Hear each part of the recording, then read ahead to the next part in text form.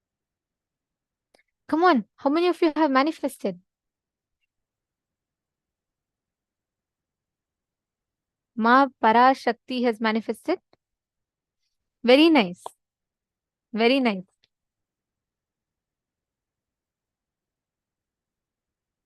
All the others in all the other rooms, please post. Wow. Ma Priyatma Surupini has manifested. Ma Lalataksha has manifested. Excellent. Ma Dhyana Spillav has manifested.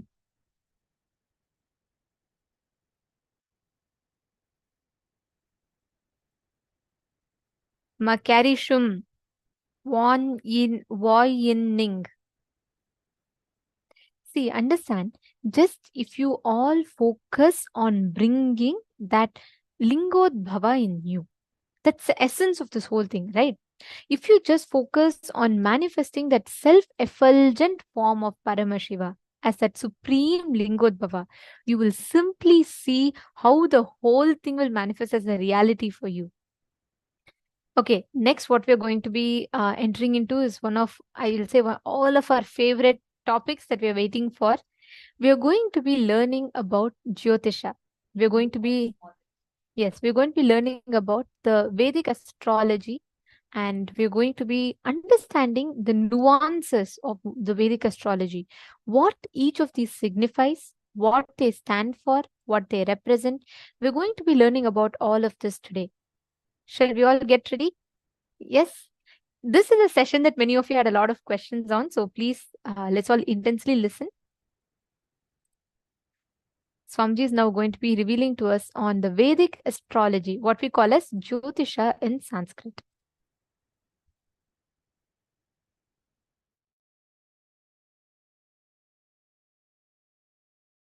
After Arunagiri Yogeshwara taught me the knowledge, Jyotish, please understand, in Hindu tradition there are two. Jyotish means using conscious energy and aligning yourself with the planets and grahas, seeing the future flow of individual's life and the cosmic happenings. This is called Jyotish. This is consciousness-based education. Then there is a next clerical, mathematical-based education. It's called Surya Siddhanta. Using this conscious knowledge, predicting when is going to be the next solar eclipse, lunar eclipse, when is Amavasya. That's called Surya Siddhanta. Listen. That's more like a building the almanac, Panchanka. That's more a clerical job. Surya Siddhanta, of course, has multi-layer. This pinning down the almanac is one of the important component of Surya Siddhanta. My Guru Raghupati Yogi, he was trying to teach me the Surya Siddhanta after Arunagiri Yogeshwara initiated me in Jyotisha. So, my Guru used to, in charcoal and chalk piece, both, he will draw the different planetary positions and star positions. And from the house, he will get the kolamav. Kolamav means the color powders which is used to make rangoli. He will make. So one day he was trying to explain how the multiplication of numbers as per the infinite logic. Listen. The binary logic's multiplication, all of us know. Whether you call it 2 plus 2 is 4, 2 into 2 is 4, or 3 plus 3 is 6, 3 into 6, 3 into 3 is 9. All this belongs to binary logic.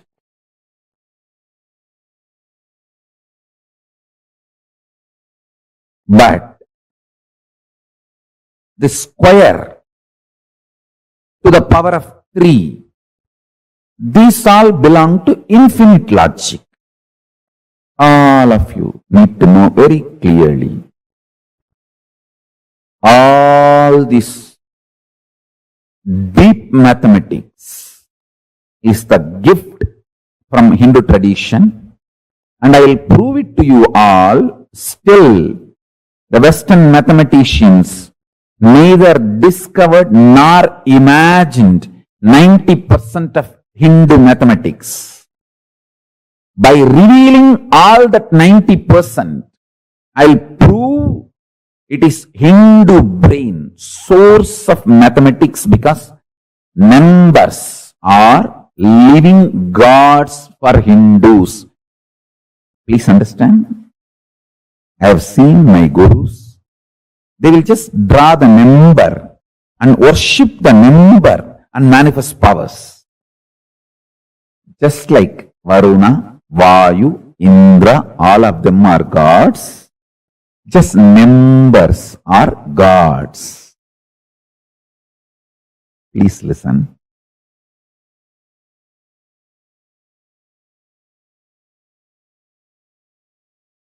When you worship cow as conscious existence, the amount of good things you receive in your life, only a cow worshipper knows.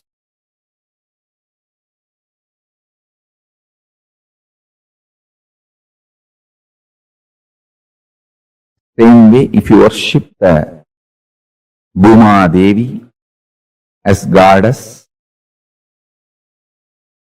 the amount of good things you get, only a worshipper knows.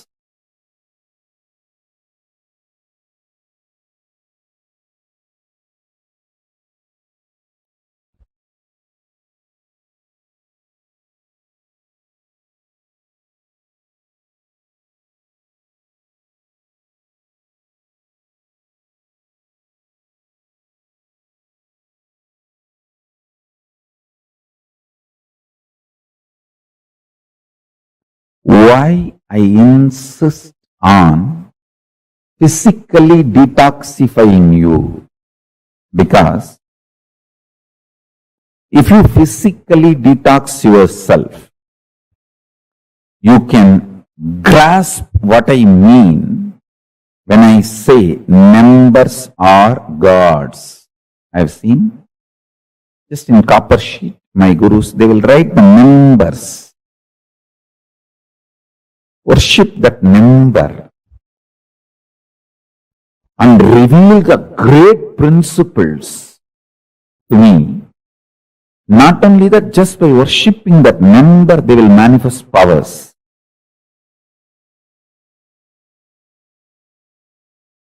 Hinduism, even for physical diagnosis, uses astrology.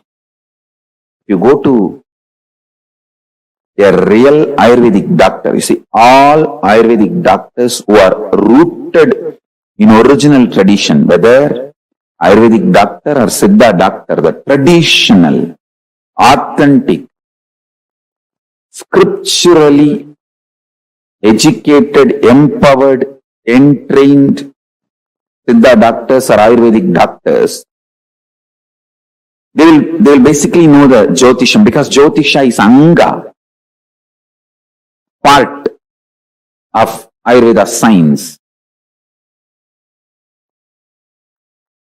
சித்த வைத்தியத்தில் சரம் பார்த்தலும் ஆயுர்வேதத்தில் ஜோதிஷம் பார்த்தலும் மருத்துவத்தின் அடிப்படையான சத்தியங்களுள் ஒன்று. In Siddha tradition, there is something called saram பார்த்தல். Means, when you go to the doctor, what was the breathing pattern of the doctor and breathing pattern of you? It's a science. And what was the pattern of the planets? I should say grahas, because the word planets is a mokka. Graha is the living word. For a living being, you cannot use the word it. For a living being, you only can use the word with the reverence of life added to it. Planets are living beings.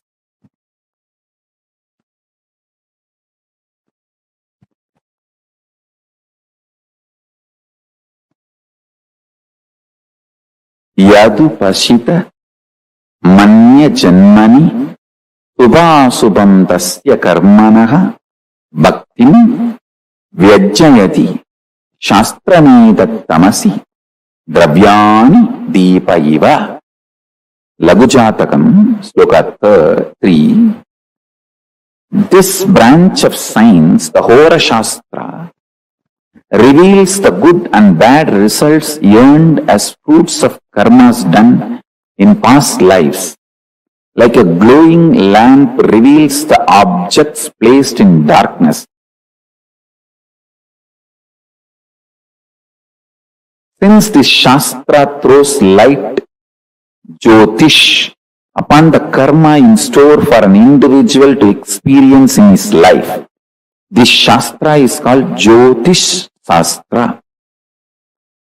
All religious rituals of Hindus are guided by the lamp called Jyotish Shastra. All physical disease diagnosis is also guided by the Jyotish Shastra in Hindu tradition. If you go to a doctor, Ayurvedic doctor, Siddha doctor, he will first consult your horoscope and study your nadi and saram. Only then will start the treatment. Jyotish Shastra, also known as Vedic Astrology, is the oldest of all sciences. Its history is traced back to the Vedas, whose rishis, by the expansion of their consciousness, which is the real Jyotish that lights up everything, were able to download, understand, reveal the science of Jyotish Shastra. Surya Siddhanta.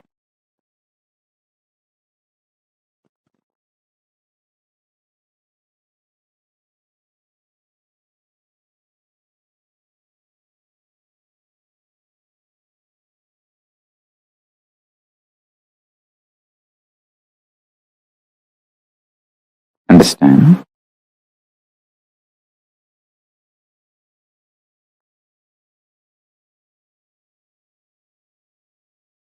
If you start cognizing the element of consciousness in you, you will start respecting your swatantratva, ability to will and manifest, and you will start recognizing the same ability to will and manifest in planets, plants to planets. Then you will start developing reverence for life everywhere.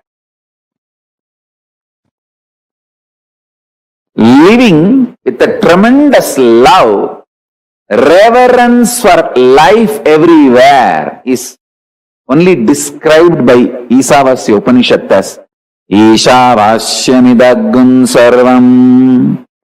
If you think you are just a matter, you will look at the whole world just as a matter. If you realize you are consciousness, then you will understand the whole thing which exists as consciousness. Ishavashyamidaggun sarvam.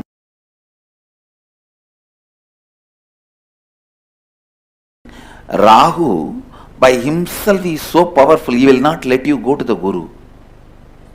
He will delay it as much as he can.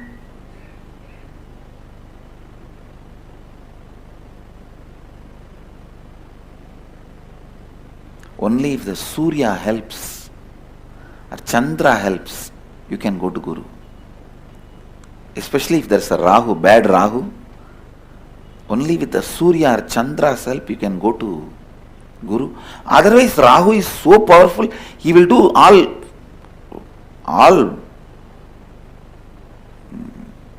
what to say, Rahu has no compassion.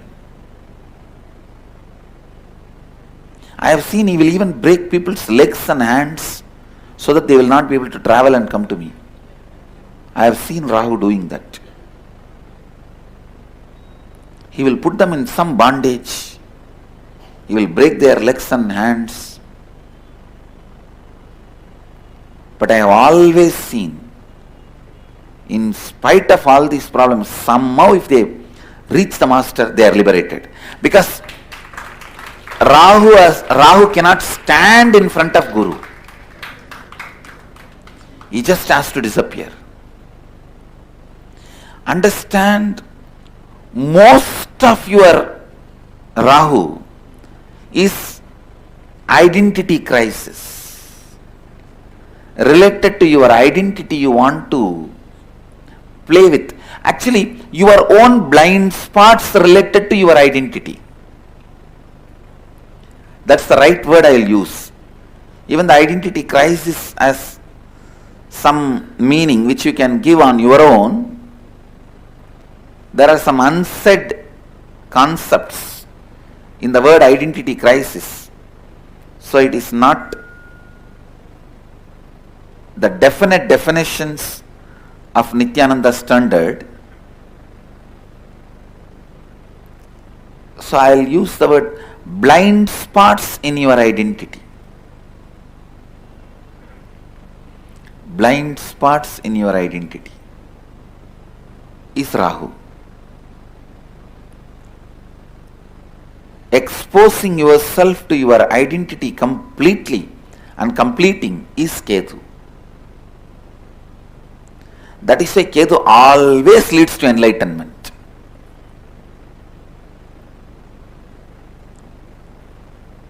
If Ketu is there, please understand, all of them are great energies. Actually, I am giving you the best possible commentary on Vedic Astrology. How your mind and planets work. The macrocosm and microcosm.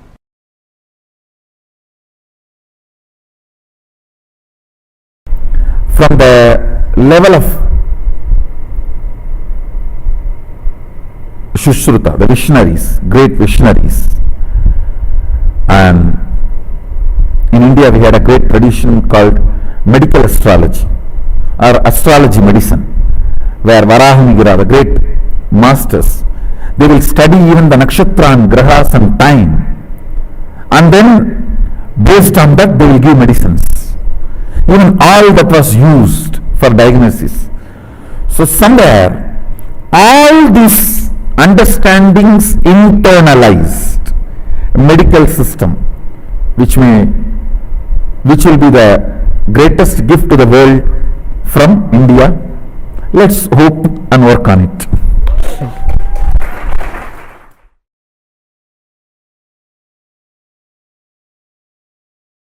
You are made of 5 elements. Pancha Bhutas. Earth, water, fire, air, space. In Sanskrit, Prithvi, Appu, Agni, Prana or Vayu, and Akasha or ether. So listen. Science of reaping the benefits of the space is astrology. If you understand astrology, every day you can see success, because morning itself you will know in which direction if you put your energy, you will continuously get success. Listen. astrology is not to put rules on you, but to give you the profit loss warning. Listen carefully. Look at astrology only as the secret insider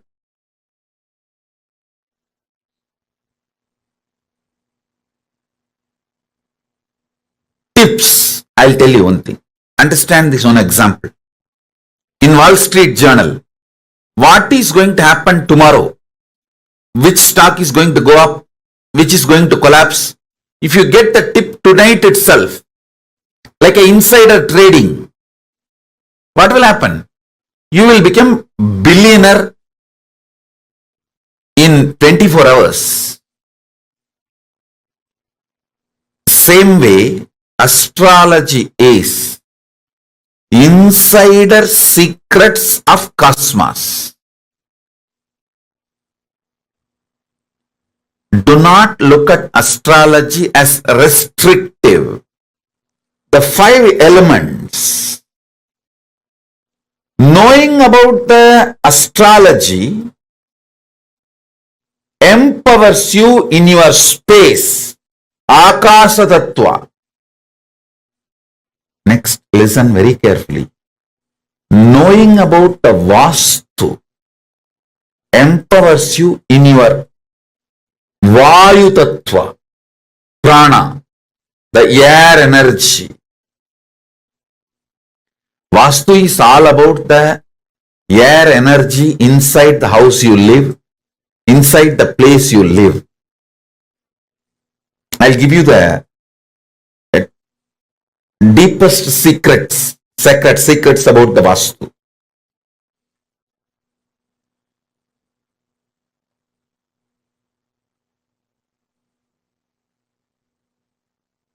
In your own house, sit in southeast, you will feel fresh whole day. You will work, your thinking will be so sharp from morning till night. Sit in northeast, you will feel sucked within just 1 hour. Because the place to sit is southeast, Nairuti. All this you can see in your own everyday life.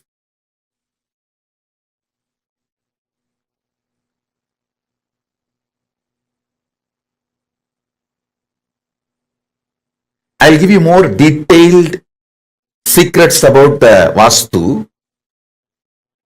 Understand the fundamental. Vastu is all about the air, Vayu Tattva.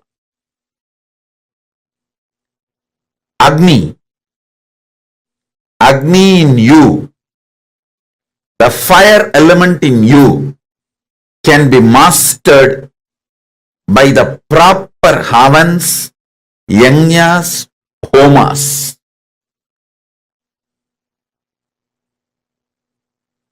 Water element in you can be mastered through yoga, bending the body, making your body fluid, flowing. Finally, the Prithvi Tattva, the earth element in you can be mastered by wearing the right gems. The right gems can make your whole body master the Prithvi, earth element. Listen to this very carefully.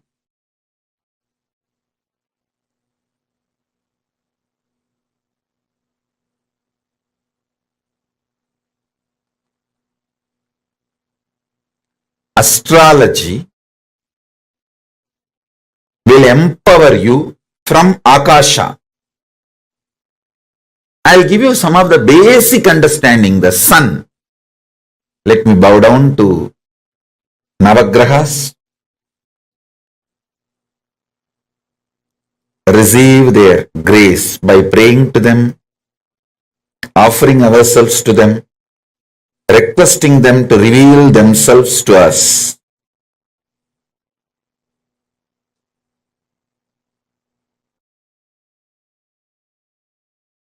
Adityaya Somaya Mangalaya Budaya Cha Guru Shukra Sanibhyo Rahave Kedave Namaha Om. Adityaya Somaya Mangalaya Budaya Cha Guru Shukra Sanibhyo Rahave Kedave Namaha. Listen.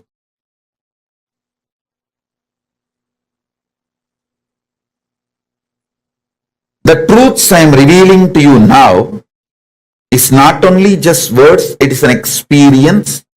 It will enter into your system.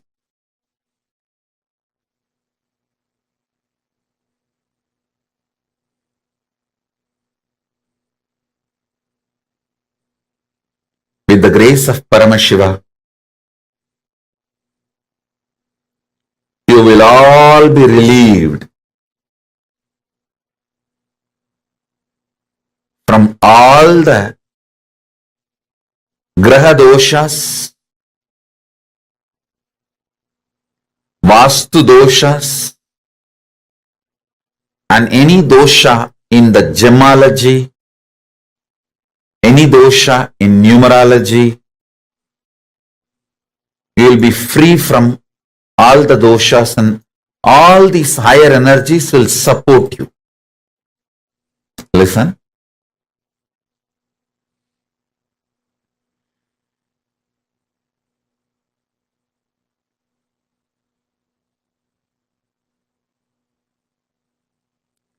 Sun, Aditya, sun energy is an enlightening energy.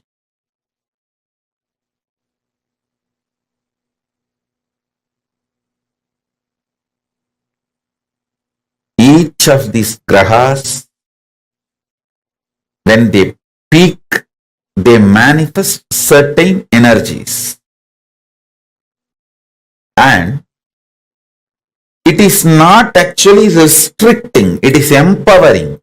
When you know your sun energy is in peak, spend your time towards unclutching and enlightenment. When you know your Shukra is peak, go and take risk in any investment, any business, money related, any pleasure, like you want to propose to someone, any pleasure related activity, money, luxury, vacation, sexual pleasure, any pleasure. When Shukra is high, simply you will manifest it.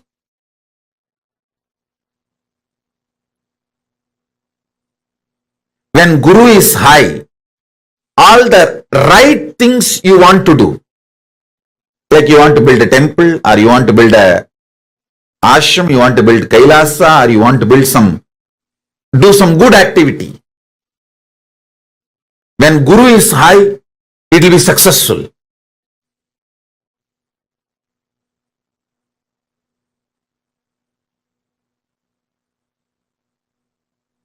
Having even basic little bit knowledge about grahas. I am not asking you to become an astrologer, but basic little knowledge, introduction, will empower you so much in your life.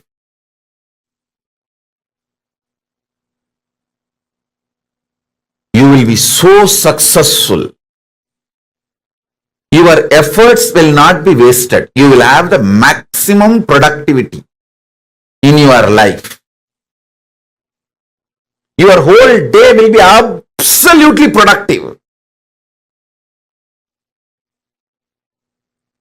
Absolutely productive. I'm telling you.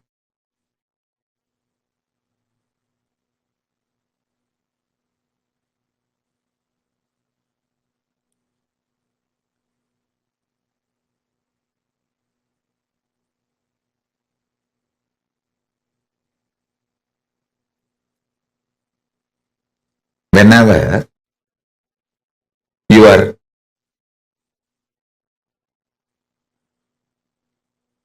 Pingala means right side breathing is stronger than left side. Right nostril is more active than the left nostril. Sit and do planning, visualization, unclutching, all the creative things. Expansion plans. You will be successful because your brain will be able to cognize without blind spots. Listen, your ability to cognize something without blind spot is success. Why failure? Because your brain forgets to cognize the blind spots. I have seen so many people so deluded. When I give them some advice, hey, do this, don't do that, they think, it's okay. When it comes, I will face it. Actually, when it comes, you won't be able to face it. But they don't listen. They don't listen. What to do? 10 years of their hard work, they will destroy it in 1 year. Or one decision, not even 1 year. One decision, the whole thing goes down the drain.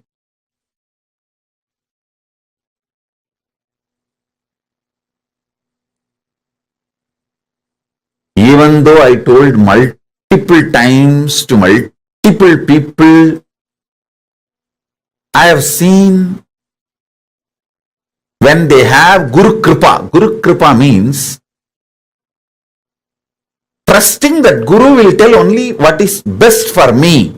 He does not have any interest other than my interest. That is what is Guru Kripa. If you know, I will tell precisely what is good for you. That is Guru Kripa. Because if you know that, then simply you will do. See, whenever you know you have Rahu, don't focus anything other than taking revenge on your enemies. Rahu is such powerful guy.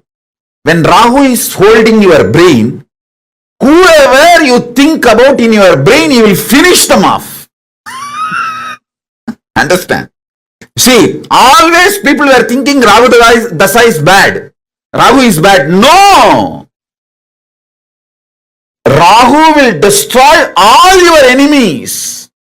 See, when Rahu is possessing your brain, Rahu is high on you, just remember your boss, manager, whoever you want to take revenge. Nothing else is required. He will finish them. And so much things will be cleared for you to proceed further. You don't need to take revenge on people. Just wait for Rahu to possess your brain. That time just think about them.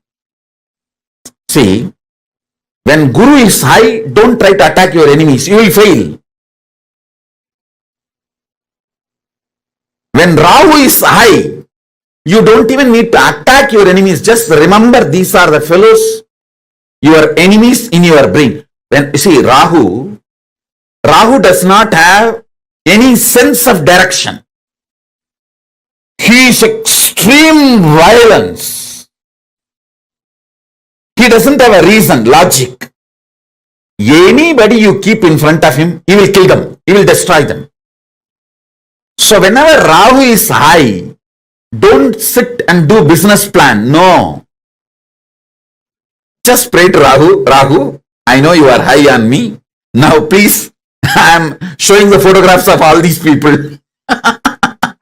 My manager who did not give me the promotion, my colleague out of jealousy poached my team, and this fellow out of jealousy he destroyed my relationship, and this girl out of jealousy she took away my wife, my husband, and all those people you keep them in the stock when Rahu is high on your energy, which is supposed to be the bad time. All astrologers will tell you, oh, when Rahu is high, just keep quiet, don't do anything. I tell you the secret. When Rahu is high, meditate on all those fellows whom you need to destroy. Think about all the fellows who you need to destroy in your life. See, he will do the job for you. He will simply do the job for you. Use all the cosmic energies.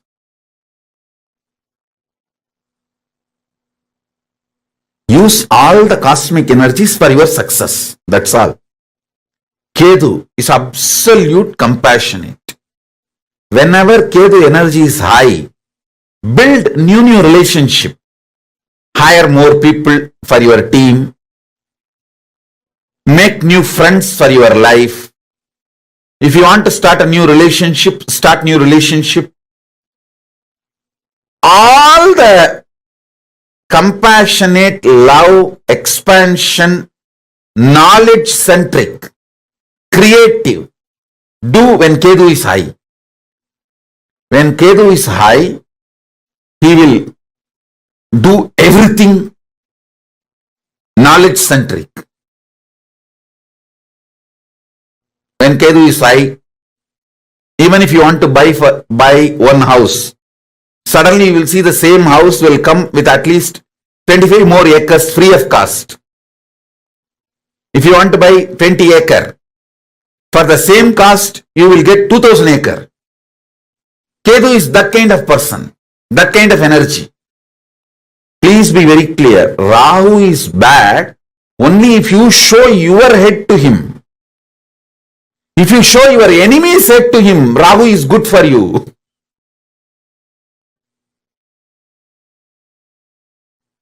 So learn how to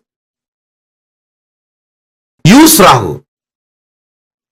Buddha is the pure intuition. Whenever the Buddha is high,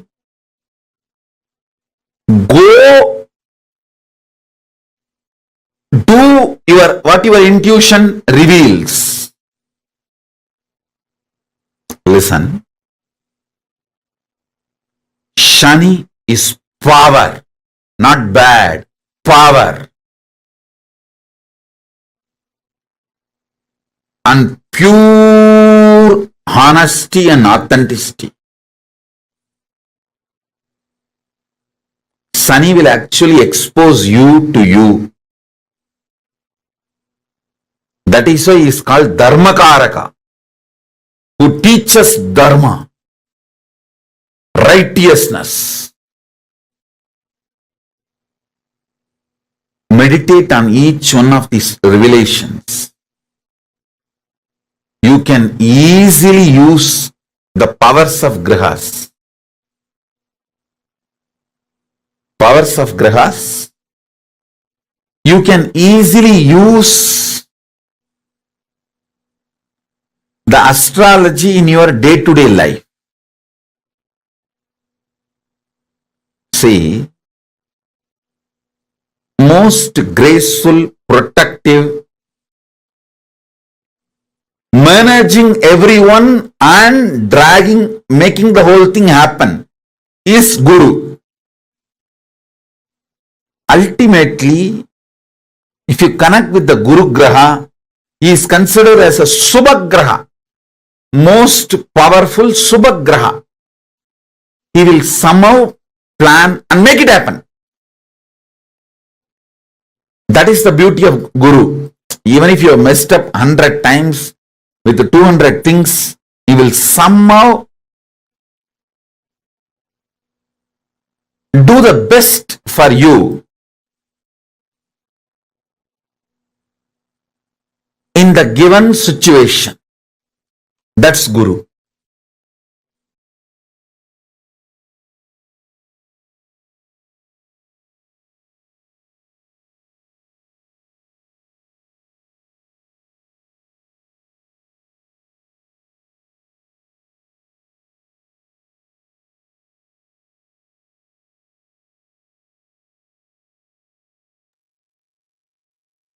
Can I request all of you to post what each of you understood about one graha? Swamiji so beautifully has described to us what each of them stand for, what each of them signify, and what they represent. Come on, I request all of you to now take a few minutes and post.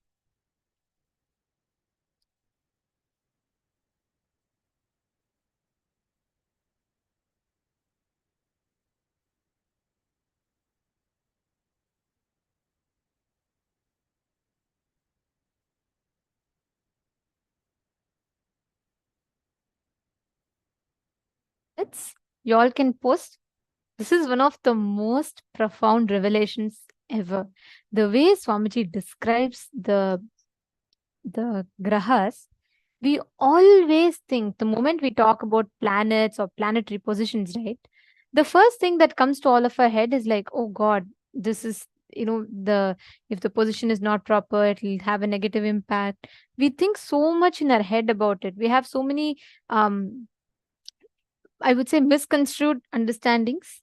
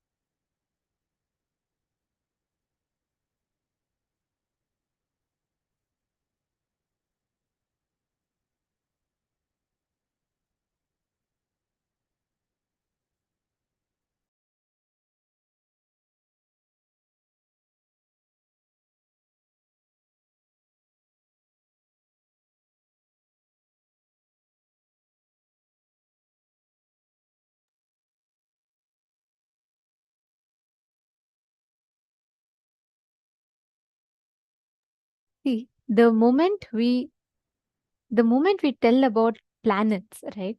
Most of the times we have a very wrong understanding, wrong idea of the whole thing. What do we think? We say, oh, these planets will have an impact on us. There are a lot of malefic effects that they carry.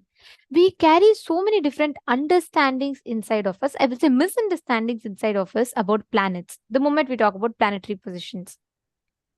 And if you also see the way how Swamiji is so beautifully explained to us, I think this is the most practical way of even understanding about these planets, planetary positions, how these planetary positions can influence us. You will not get this mapping no matter how many years of studies you do or how much you pay, you will never be able to get this science because it's multiple knowledge sources just crushed together and given their essence to you. That's why this is like one of the very, very, very most popular days of this program because this profound science that Swamiji is teaching to us is extremely rare and you would not find it elsewhere. The compassion of Swamiji is that Swamiji has made this science, this entire knowledge available completely free of cost. Now let's all take a few minutes and understand, like quick recap of what all Swamiji had revealed. See, the moment you come out and you're born, the moment your consciousness enters this body, the energy level of the cosmos gets printed in your very consciousness. Your inner space gets the print of the cosmic energy level based on the time of our birth and the position of the 9 major energy centers, the 9 grahas. That print is what is your horoscope. Jyotisha, the Vedic astrology, means using your conscious energy and aligning yourself with the grahas, seeing the future flow of the individual's life and cosmic happenings. This is consciousness-based education. Understand, having an idea about your horoscope will give you the intelligence and acceptance to decide about your life. If you start cognizing the element of consciousness in you, you will start respecting your swatantratva, ability to have a will and manifest what you want. You will start recognizing the same ability to will and manifest in the planets. Understand, this is a very, very high consciousness-based education system, and this is what Swamiji is reviving and gifting to all of us. See, many times when we think of each of these grahas, the incompletions that we carry inside our inner space, the way we understand, the way we perceive them, most of the problems we create only because of that. Ma'am, Jessica Martin, you have posted, right? I'm going through a Ketu period right now, and my astrologer makes it seem so bad. This makes me relieved and will change thoughts to help me. Seema, all the astrological positions of planets, the planetary positions and their impact on us is determined by your cognitions of them. Rahu, actually, Rahu Dasha is like most of the times everyone tells Rahu is very bad. You should not do anything. But Swamiji has given it such a powerful technique. End of the day, all the grahas are extremely friendly. They're all devatas. They don't do any harm to us. Each one has a role to play. Each one has a character to play. It is like saying, oh, just because when your body is healing itself, when your body is right after you fall, when your body is healing itself, the feeling it produces is pain. It sends all the antibodies, everything to heal, to make sure things are fixed, like to make sure the blood is clotting and the bleeding is stopping. All of that is taken care by the system. But it is like, without understanding the mechanism of it, if we complain, oh, it's a very bad thing, you should not do it, you should not have it, it doesn't make sense. We are not understanding the biology of how they function, and we are taught this immature understanding, unfortunately, because the society does not have enough understanding about it. And no one else has this knowledge. Understand, this knowledge is not a commonly, freely available one.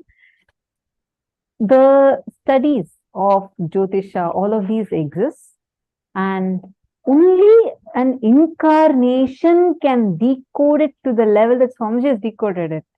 Otherwise, you can't get the science. I mean, you can only understand it from your length, breadth, depth. But to have it decoded as it is, Paramashiva only can reveal it. That is why Swamiji is revealing it to all of us. We all are indeed extremely blessed. This is why we are even having this science right now. And please understand, there is, okay, Ma Amanda is asking, is there a good course or an astrologer? I'd like to get my chart done. Yes, we do have, Ma. And actually, in terms of course, we have a lot of satsangs that Swamiji has himself revealed on astrology. We also have a book on astrology, and we also have an NHU course on astrology, the satsangs on astrology. There's a very beautiful course from Nithyananda Hindu University. So you can just, easily watch on YouTube. There are a lot of satsangs that Swamiji has given on astrology to understand it, because the planets, the planetary positions, the way we understand it is completely different. Today you'll be receiving it as a gift also, Ma. The books on Vedic astrology as revealed by Swamiji and what Swamiji himself has written. Both of these you'll be receiving as a gift today. And each gems, we have gems for each planet, we have certain stones. See, all of that will have an impact to one level. But when you do the right thought process, see, listen very carefully. Like how your position, the latitude and longitude, wherever that intersection happens, we have a certain demarcations, correct? Each, right now, if someone asks me, okay, Ma, where is Ma Kerin Shivnadar? If we do a tracking, all the GPS tracking happens based on what? The longitudes and the latitudes. Everywhere, wherever it's intersecting, we make each of them as 1 points. Based on that only, we measure, correct? Same way, in the planets, your position and the planet's impact. See, it's not that the other time Rahu does not have an impact at all. But based on what the dasha is calculated, wherever you are standing, based on that and the position of the planet, there is a certain influence that the planet's gravity has on you. There's a certain influence that you have over the planet. If you are, when you're not having that particular dasha, that means your influence on the planet is the planet's influence on you, both are less. When you are going through a certain particular dasha, that means both the influence is high.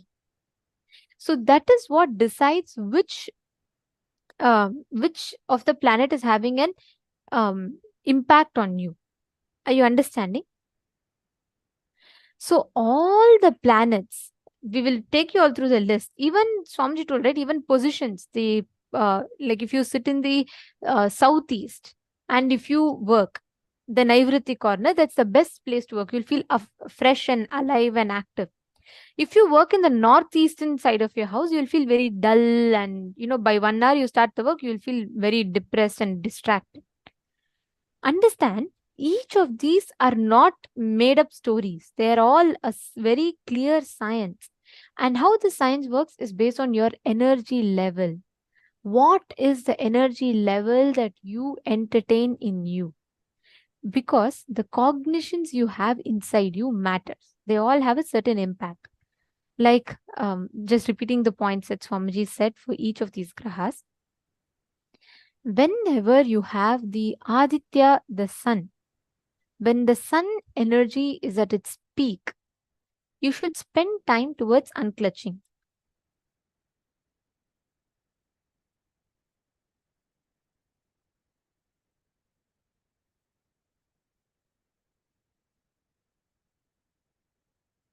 When the sun energy is at its peak, right? Spend time towards unclutching. Second, when it is Shukra, any pleasure-related activity, money, luxury, vacation, when Shukra is high, simply he will manifest it for you. That's why Swamiji tells whenever Shukra is high, you should make investments. If, like Swamiji said, right, if you make purchase 1 plot of land, he'll give it to you as 10 plots back. Shukra is like he will just left, right and center, he'll give it back to you. Next is Guru. Guru is the most graceful, proactive, managing everyone, making the whole thing happen is Guru. Actually, when Guru is high, you can ask all the right things that you want in life, he'll manifest it for you. All the right things, like you want to build a temple, you want to build a Kailasa, you want to take Apat Sannyas, anything you have. When Guru is high and you just connect to Guru, he will give all the right things for you whenever Guru is high. Understanding? Next is Rahu. When Rahu is high, like Swamiji said, if you remember the enemies, he will just finish them. Any enemies. And if you, that's why during Rahu, always during Rahu Kala, they worship Durga, Kala Bhairava, all these gods, ferocious gods. And during Rahu Kalam, if you do completion, you will have the best effect of it. Next is the Ketu energy. Ketu is absolute compassion. Whenever Ketu energy is high, if you build new relationships, when you have to expand any relationship dimension, like for example, if you have to hire more people in your life and in your office, if you have to make new friends, or even another example is if you want to create any alliances, you want to, marriage or any relationship that you want to confirm, when Ketu is high, if you do it, it's very good. When Ketu is high, even if you want to buy one house, suddenly you will see the same house will come at least with 25 more acres free of cost. Each of these energy is extremely high, and the decision you take when these energies are high, they will have an impact. You all can note down, actually, you all can note down each planet's planetary position.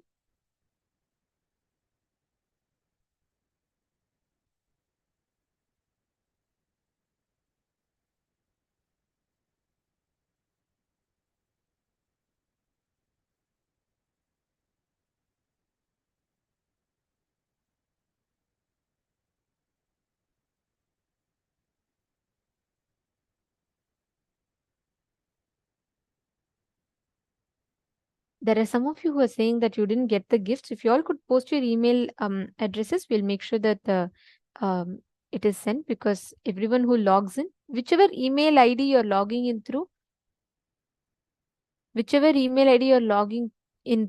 that email ID will be receiving the link. So if you could check in that as well once, and if you in that also, if you are not receiving the link, please do post. We will address it.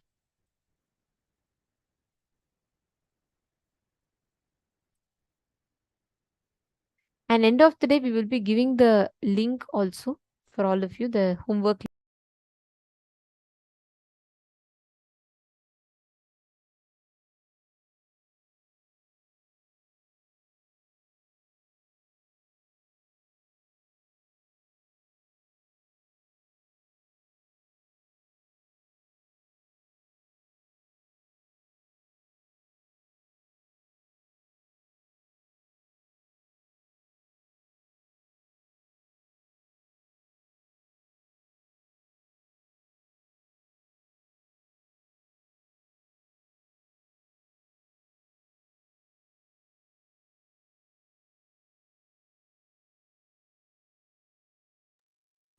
The next is Buddha.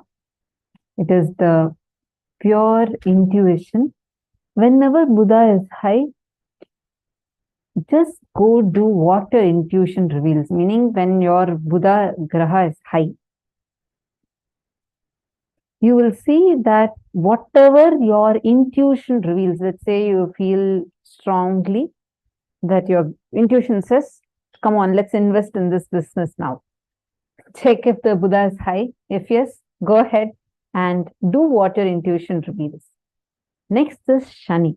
Shani is the power of pure honesty, authenticity. He'll actually expose you to you. I'll give you all a few minutes.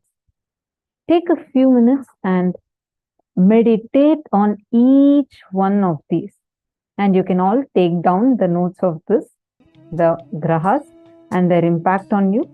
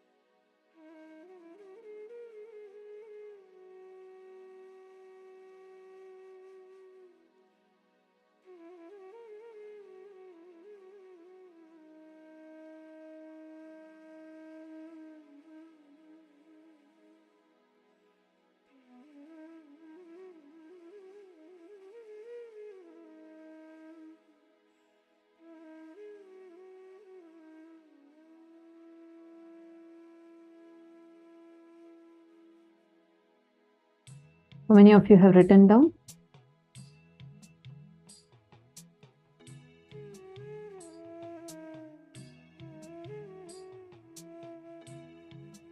Ma Tanja Devarni. How will we know when our grahas are high? You should go based on the Vedic astrological chart of yours, the horoscope.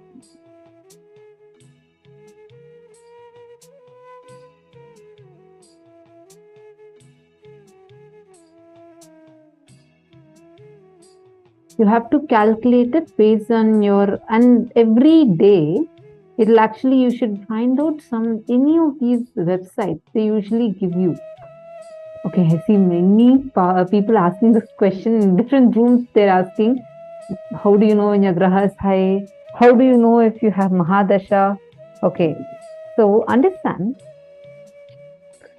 first and foremost thing is, you can get to know this by seeing your astrological chart, the horoscope, as well as based on your horoscope, based on your birth timing, this is calculated. You would be very easily able to find out the various websites that offer this as a service, where you can just put your birth date and timing, and they would give you the exact position of your planets. And just based on that, you will be able to know when you are having what dasha. Means all these details, these exact terminology should also be used there. And there are certain periods, like for example, there are some panchang sites, Panchang. If you just Google that, Panchang.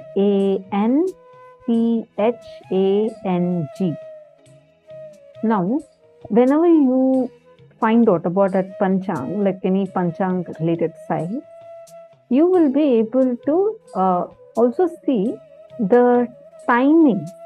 For example, every Trayodashi Tithi, whenever the Tithi is in Trayodashi, the 13th day, before the Amavasya, you would usually have Pradosham happen. And the timing would be given like from 4 o'clock, this Pradosham would start. Same way, on some Sundays, especially Sundays, you would see, I think it's 4 to 6 or something, where there is Rahu Kalam.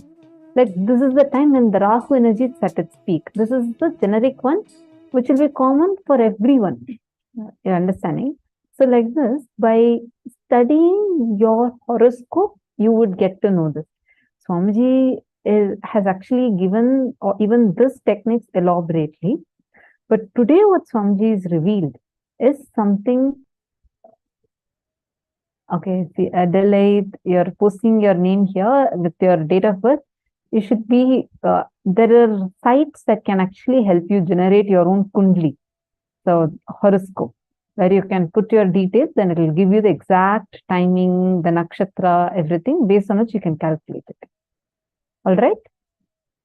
Any other questions anyone has? Can we take the grahas? Oh, can we take a photo of these grahas? Sorry, I'm not really understanding your question. You wanted to ask if you can screenshot the table we showed, no? So is that what you're asking? We'll do one thing. We'll project it for a few more minutes. Then you can take it down. We'll give you all a few minutes time. All of you can take this down.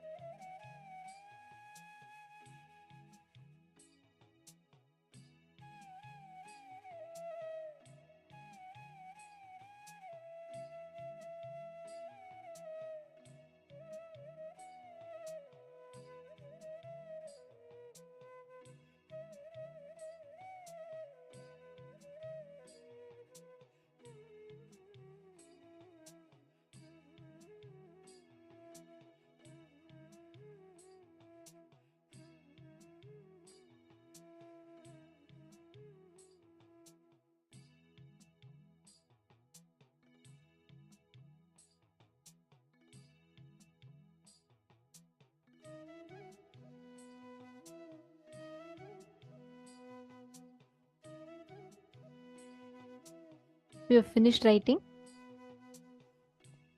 Have you all finished writing? Ma Prematavasi, yes, you can you can note down all of this. Oh, sorry. This is one more participant who was asked. I tend to get confused between your both names. I apologize. Mananda Premini has asked.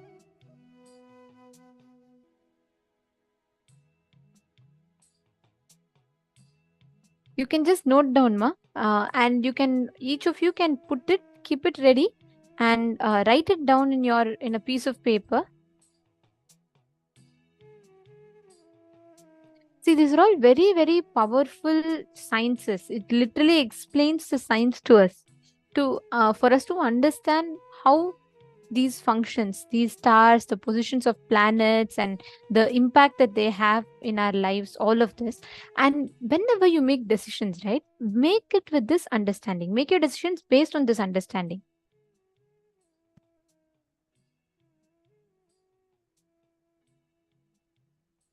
Yes. Anyone else has any other question?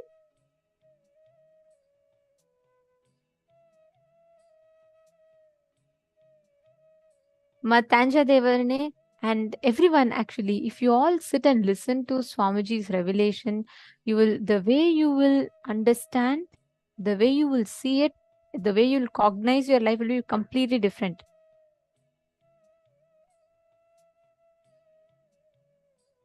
Okay. All right. Great. Looks like many of you have written down.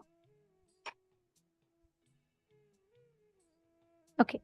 Now we're going to be entering into the next power manifestation, where each of you are going to be scanning and identifying the precise happenings or a precise image that your partner is visualizing. So your partner can visualize any image in their third eye. They can visualize a peacock, they can visualize any image that they want. You're going to be connecting and identifying the exact image that they are visualizing in their third eye. You're going to be scanning it and identifying it. Okay, let's all do, and we'll keep this round short. So I request all of you to please connect and manifest it with your partners. See, do the exact same samyama. Visualize that effulgent light in you and manifest the power. Chant Mahavakya. Nithyananda Paramashivoham. Om Nithyananda Paramashivoham. Om Nithyananda Paramashivoham. Om Nithyananda Paramashivoham.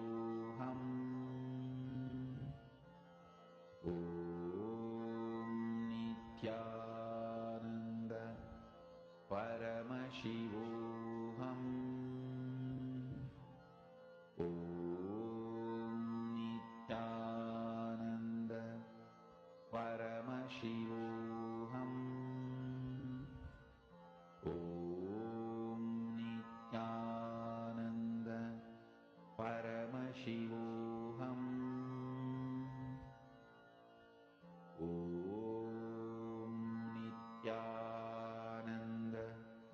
Paramashivoham. Om Nithyananda Paramashivoham. Om Nithyananda Paramashivoham. Om Nithyananda Paramashivoham. Om Nithyananda Paramashivoham. Om Nithyananda Paramashivoham.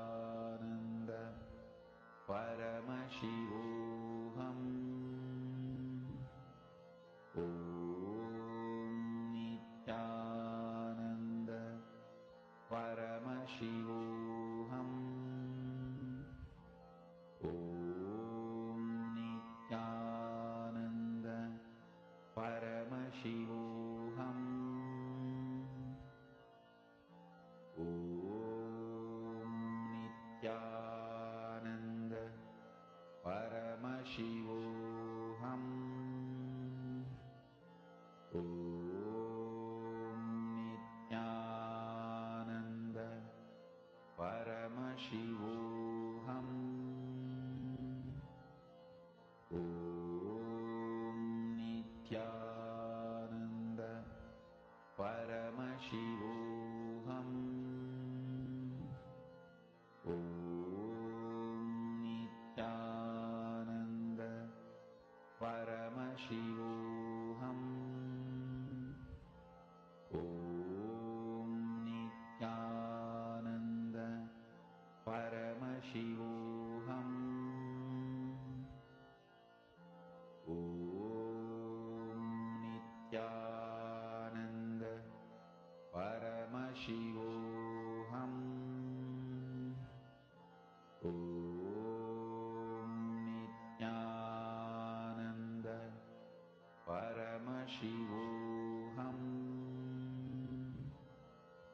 Om Nithyananda Paramashivoham. Om Nithyananda Paramashivoham. Om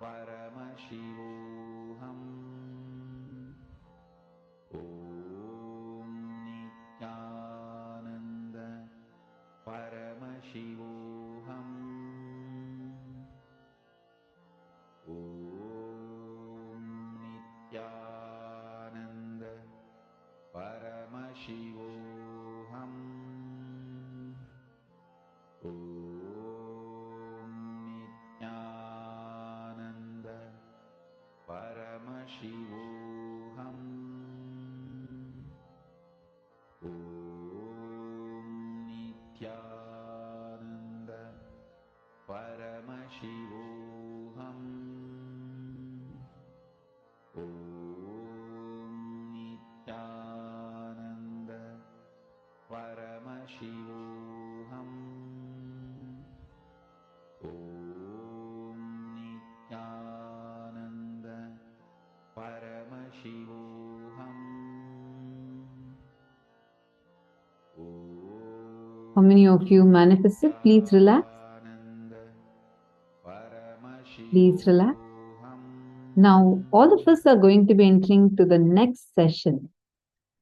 Listen intensely, because this session, Swamiji is going to be revealing to us the secrets about the universe.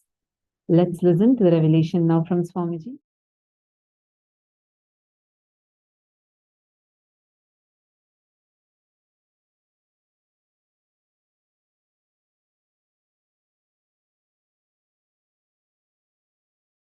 Listen.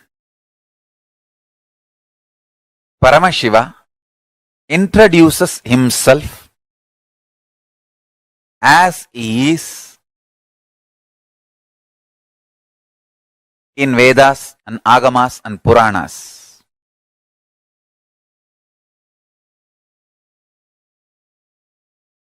Paramashiva introduces himself how he is manifesting to teach Agama as Sadashiva. As Sadashiva, he manifests with 5 heads, 10 hands, teaches Agama. Through these 5 heads, he does these 5 actions. Manifestation. It's called Srishti. Manifestation. Then Sthiti. Sustenance. Then Samhara. Rejuvenation. Then Prabhava. Pulling out of delusion. Then Anugraha. Liberation. Listen. Listen carefully. Sthiti. Sthiti means maintenance. The first action is Srishti. Second is Sthiti. Third, Sthiti means maintenance. First, Srishti, manifestation. Sthiti, maintenance or sustenance. Samhara, rejuvenation or dissolving or destruction, whatever word you want to use. Samhara, literally the word Samhara means transformation, rejuvenation. It one becoming another. So listen carefully. Srishti, manifestation. Sthiti, maintenance. Samhara,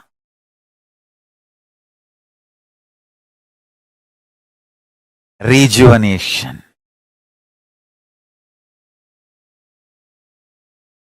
Prabhava, pulling out of delusion. Anugraha, liberation. Understand, this is the universe. This is prapancha. Universe word is too small. Whether universe or multiverse, all these words are too small. Prapancha is also too small. Paramashiva is the only word I can use because that is the ultimate word. No other word can be used even to describe Paramashiva. Understand?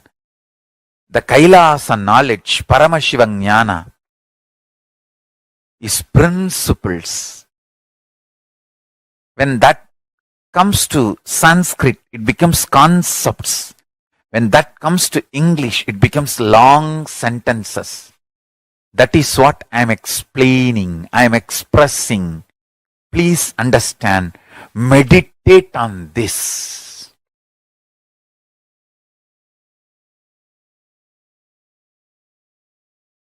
The space, extreme heat and extreme cold together.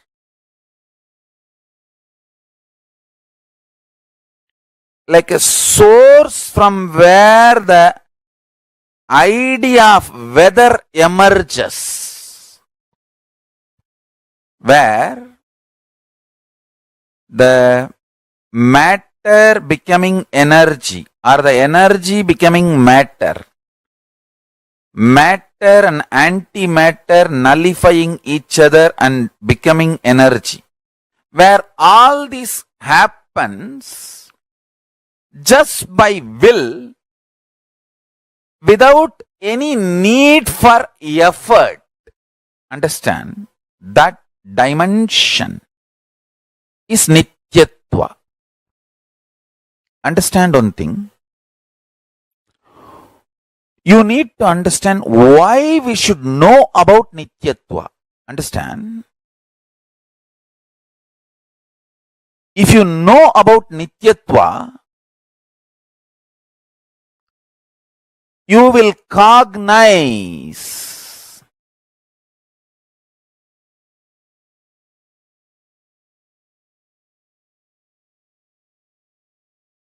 the basis foundation of your existence is Nityatva. Anything you cognize as the foundation of your basis, that becomes your basis. Understand? Because you strongly believed length, breadth, depth is your foundation. That is the fundamental principle on which you exist. You are pushed into this length, breadth, depth dimension. If you decide to cognize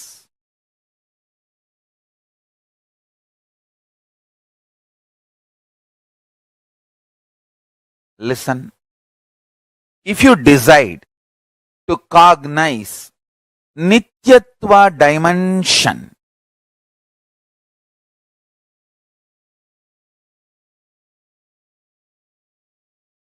your inner space will be so beautifully attracted to that Nityatva dimension.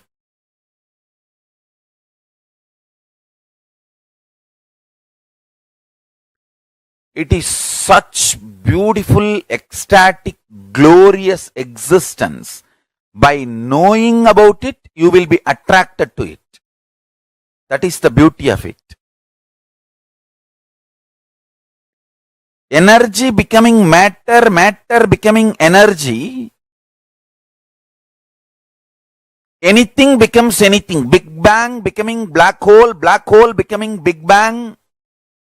creation, maintenance and rejuvenation, all this happens in that Nityatva space just by will, without any effort. The effortless existence zone. To establish yourself in that effortless existence zone, you just need a simple cognition, understanding, conviction about that space existing in you. Like a length, depth, breadth, Nityatva is one of the dimensions of the universe. Listen. Like a length, breadth, depth, time, space, Nityatva is one of the dimensions of the universe. Sivaparamburulin Sitta Suddha Sugabodha Jnanasanam Nityatvam. சித்தாந்த சைவத்திலிருந்து இந்த statement சொல்றேன், நல்லா புரிஞ்சுக்குங்க. இன் சித்தாந்த Saivism tradition, Saiva Siddhanta tradition, நித்யத்துவா is considered as the seat of Paramashiva.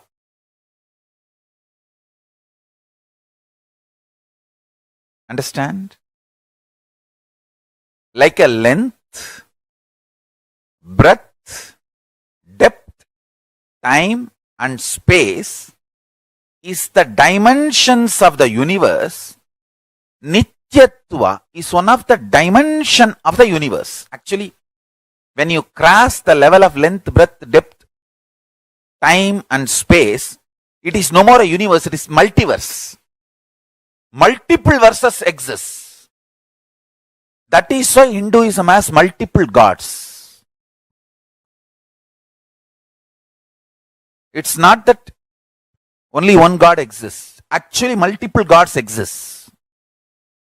Because the Hindus have gone into the depths of the cosmology, they know the multiverse and they know the multiple gods existing.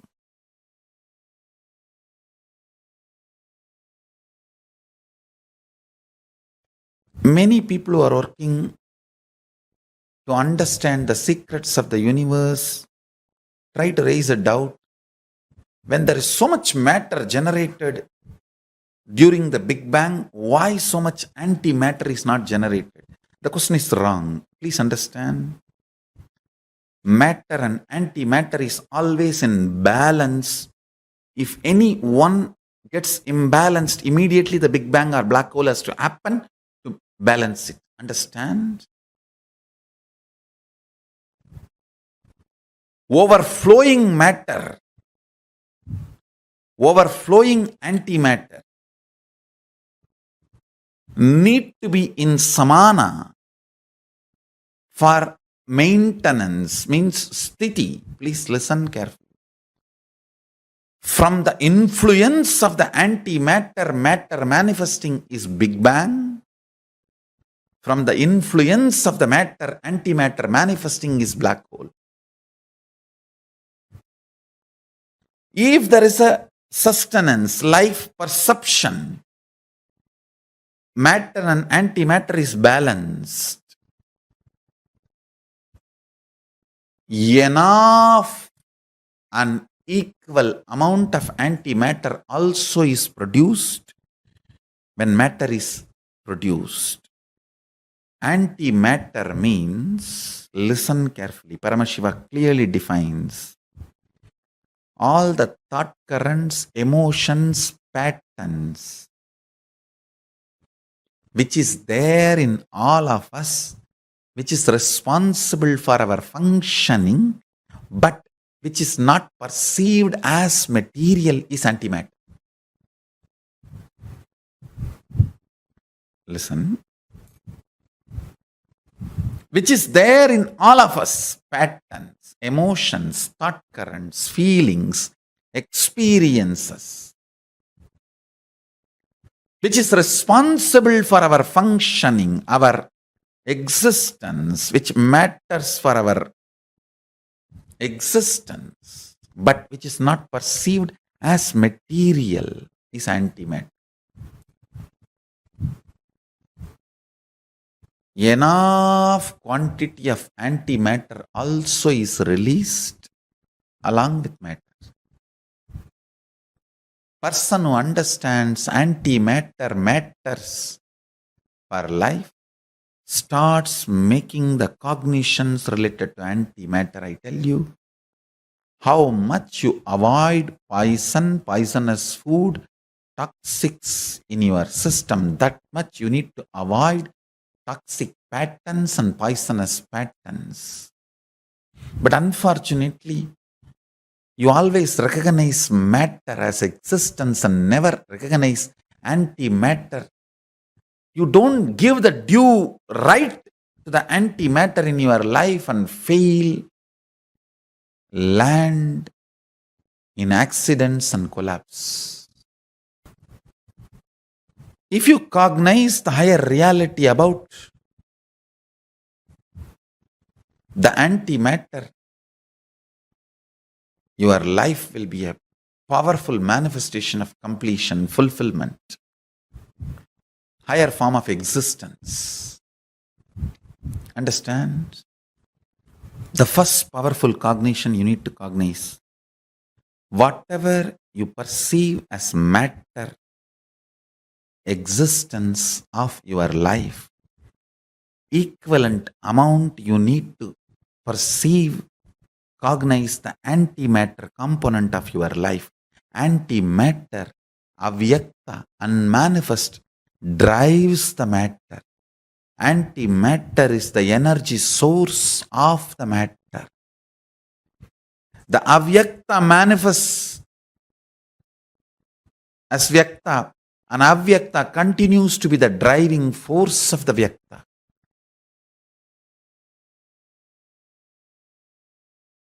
The mandala, space,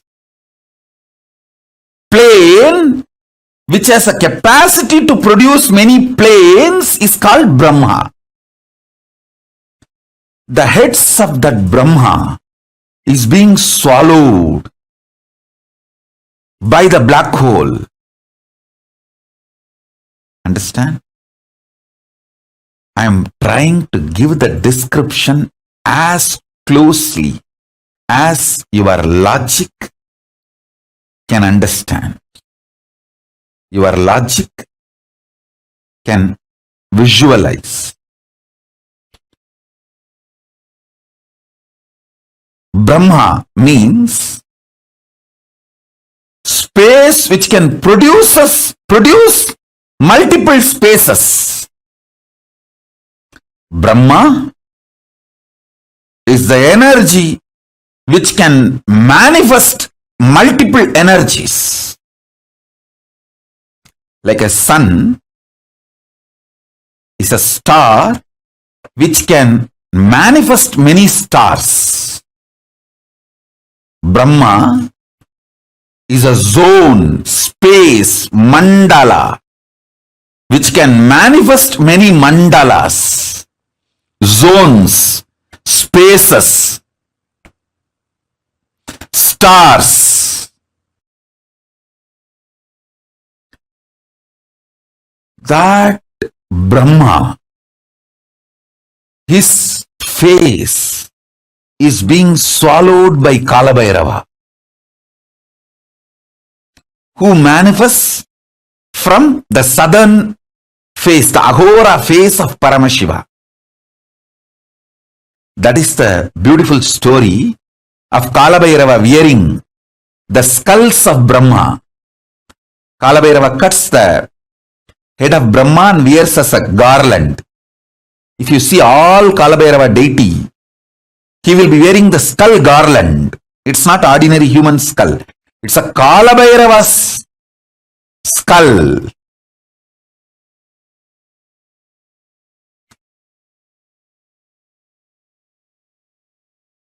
Sorry, Brahma's skulls.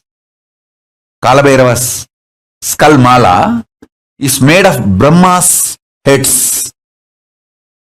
It's not ordinary human skull mala.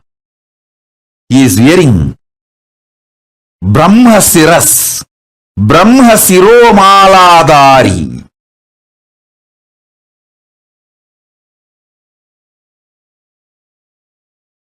The Brahma's heads are worn as garland by Kalabhairava. Deeply listen.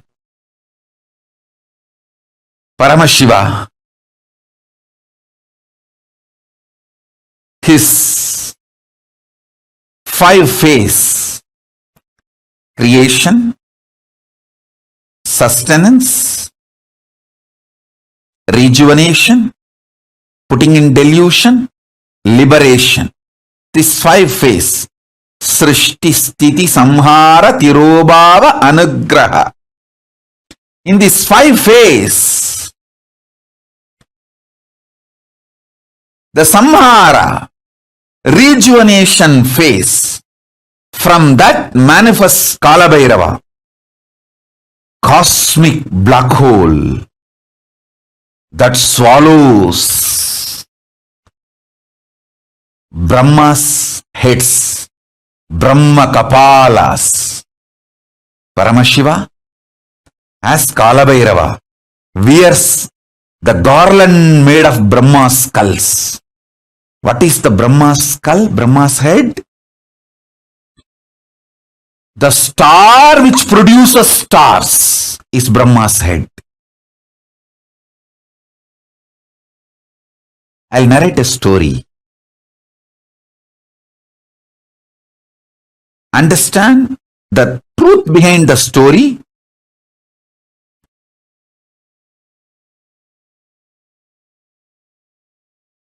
So you can understand the principle I am going to explain. The principle I am going to explain is science of rejuvenation through collective integrity. You can understand that principle if you understand this story.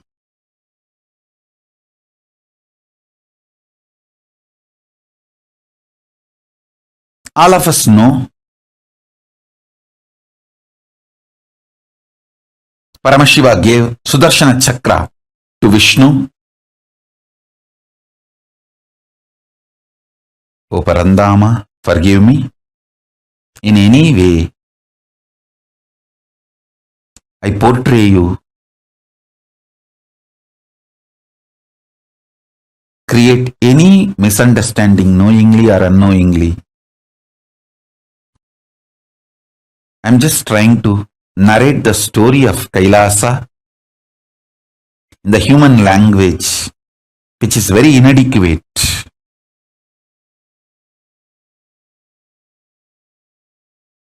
Air is language, not the spirit or intention.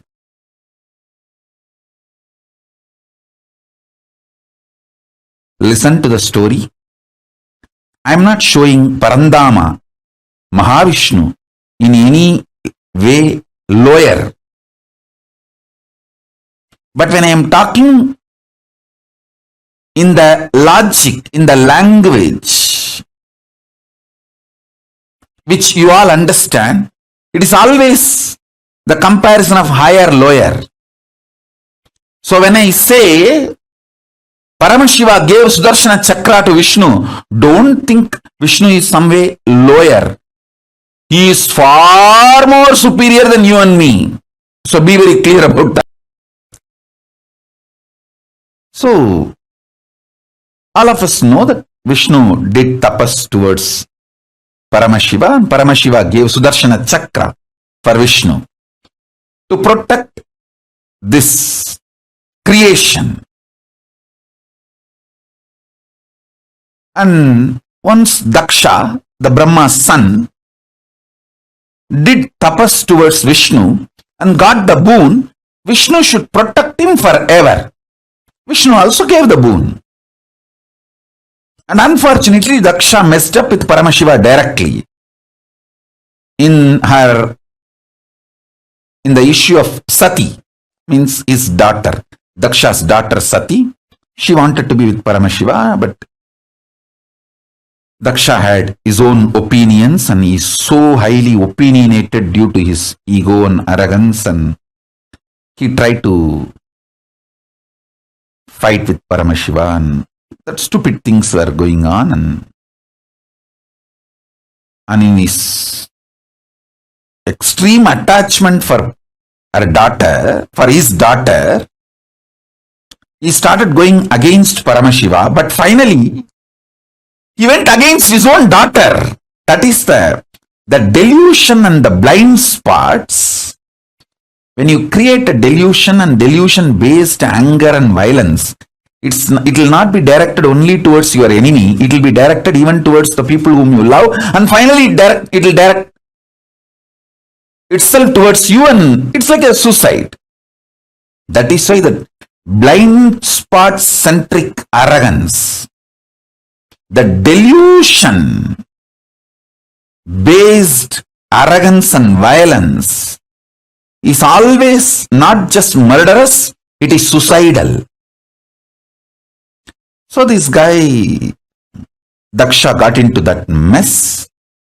And again I wanted to tell you all, based on this story which I am narrating, don't try to underestimate Daksha also. He is surely far higher than you. So these are the stories from the different plane. So remember that and learn only the truth.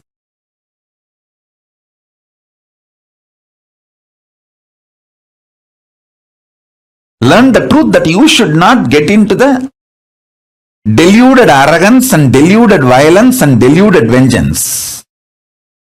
Learn the truth and don't try to judge Daksha. Anyhow.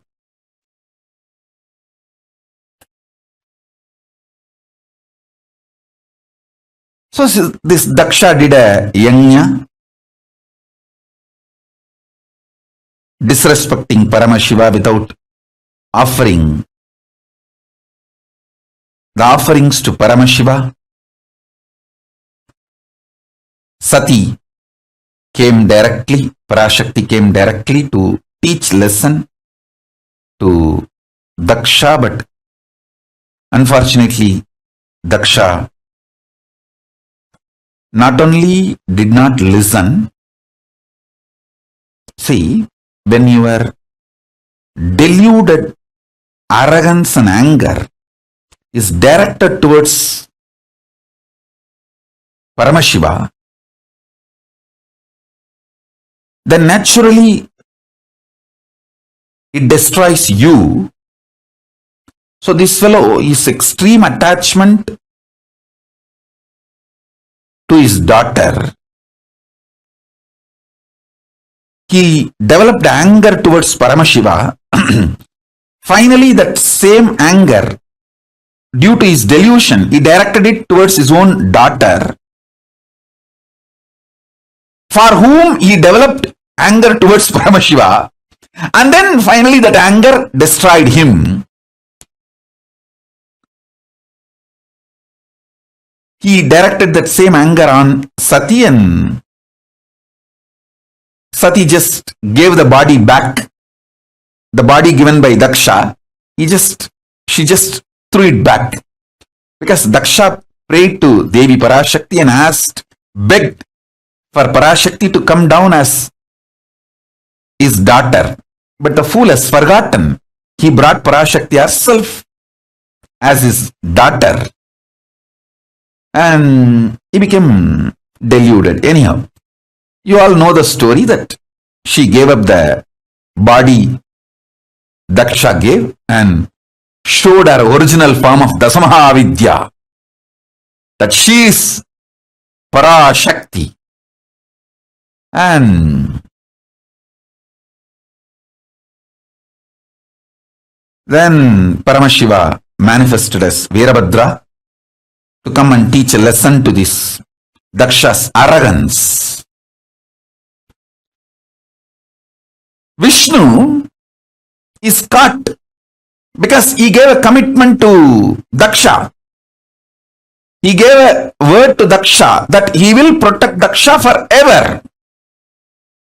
He has to maintain his integrity. So, when Paramashiva came directly to finish the Daksha Yajna in the form of Veerabhadra and Daksha to teach lesson to the Daksha and Dakshas, to remove Daksha's arrogance, Vishnu saw what can be done. One side, my integrity, my commitment to my disciples, my devotees, that I have given a word, I will protect him forever. Other side, Paramashiva. What to do? He decided, okay, let me try my best to keep my words. With all Paramashiva gave me. So, he took the Sudarshana Chakra and said, Paramashiva, this is the greatest weapon you gave me to protect this creation. And I have given a word to this fellow, Daksha, that I have to protect him. Because I gave a word, I will protect him forever. My maximum capacity to protect is Sudarshana Chakra. Now I am sending this towards you to protect my integrity, to keep my integrity. So he sends the chakra towards Paramashiva. Simply one of that Brahma Kapala, which Paramashiva was wearing, that Kapala just swallowed that Sudarshana Chakra. Like a murku. If you know the Indian snack murku, how you grab the murku and smash in your mouth. Same way, one of the Brahma Kapala Paramashiva was wearing, it just grabbed that Sudarshana Chakra and bag over and kept it under his teeth. And then Vishnu looked at Daksha and said, see, my maximum capacity is my Sudarshana Chakra. I have sent that. So I have tried everything possible by me to keep my words, to protect you. Now, nothing more can be done, and he returned to Vaikuntha. He went back to Vaikuntha, and of course, you all know the story that Veerabhadra came and cut the head of Daksha to teach lesson and remove his arrogance. Then Daksha's wife comes and cries to Mahadeva and prays to Mahadeva, and Mahadeva says, I am not against him. I am only against his arrogance. So, he is not my enemy. Only the part of his arrogance is need to be removed. The arrogance need to be taught a lesson. So, he removes the cancer and gives him back a different head, a goat head, and gives life to Daksha.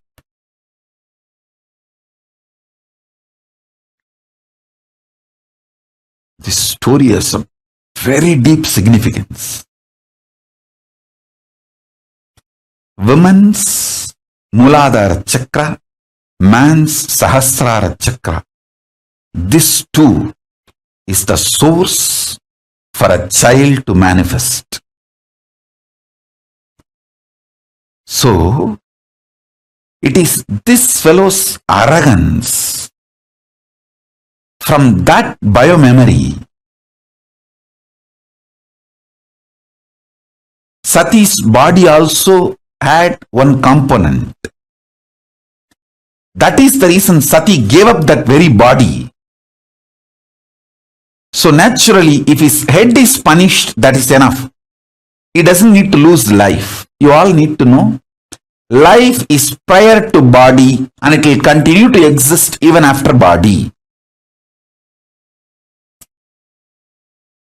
The beauty of studying Hindu Puranas, it is not just history, it is principled, philosophically defined, real history. all of you need to know. That is why only if you understand the philosophy, you will understand Hindu histories are far more true, factual, real, right than the so-called modern human histories.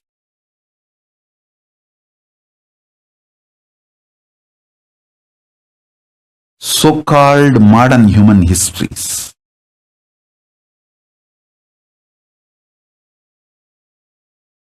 So if you study even one Purana, you will understand all the major cosmic principles and truths completely.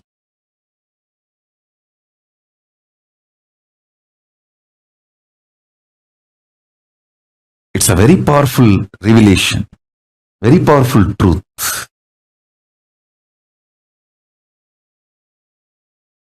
So Paramashiva just removes only the tumor, gives life back to him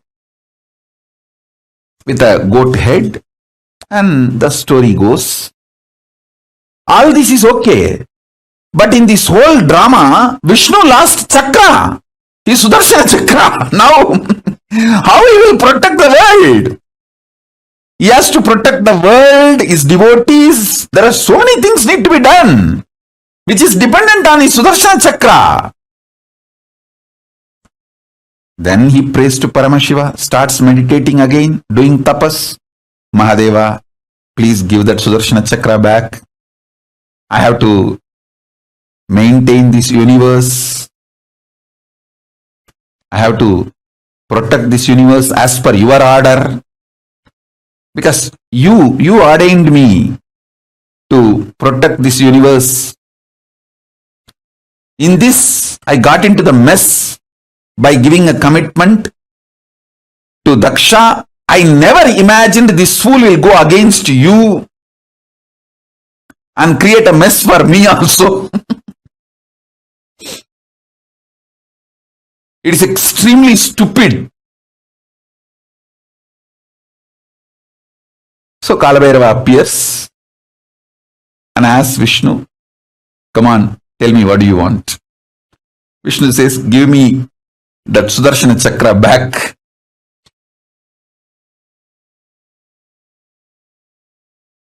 And Mahadeva just looked on the skull garlands he was wearing. Hey, where is that Sudarshana chakra? Who is having?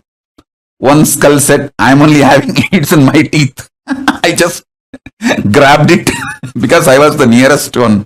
When the chakra was coming, I just grabbed it and it's in my teeth.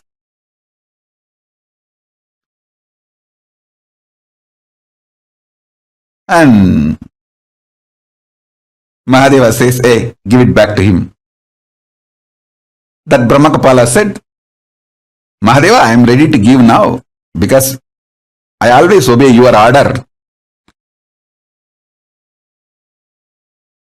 Immediately I will give it back. But I want him to do completion. How dare he sends his Sudarshana chakra towards you? Let him reenact how he did it. Then I will give it back. See, listen. Without the background music, you see anyone's dance, it not only it lose the context, you will laugh like anything.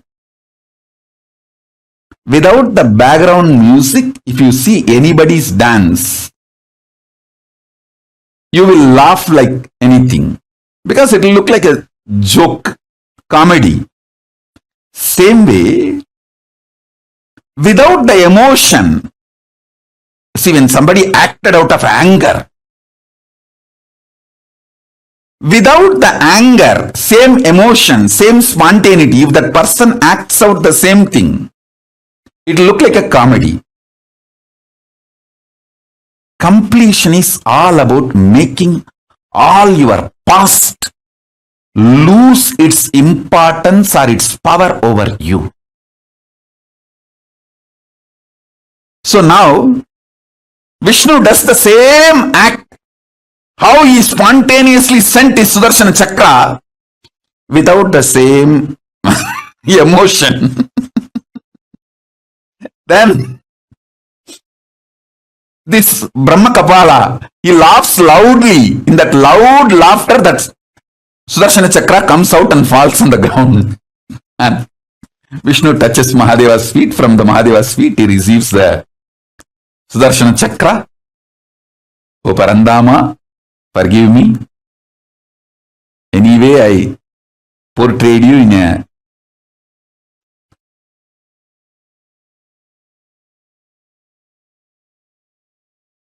dim light.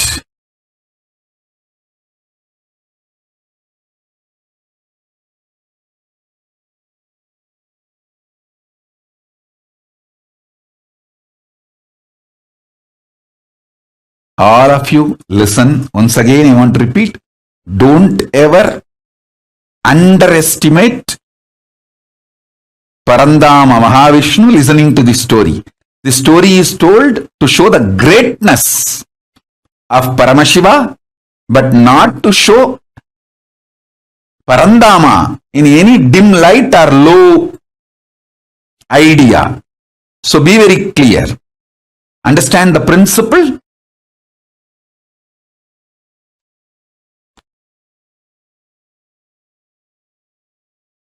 Don't try to have low idea even about Daksha. So these cosmic stories, just understand the principle I am trying to convey. Don't try to do your own gadbad, your own judging and creating mess.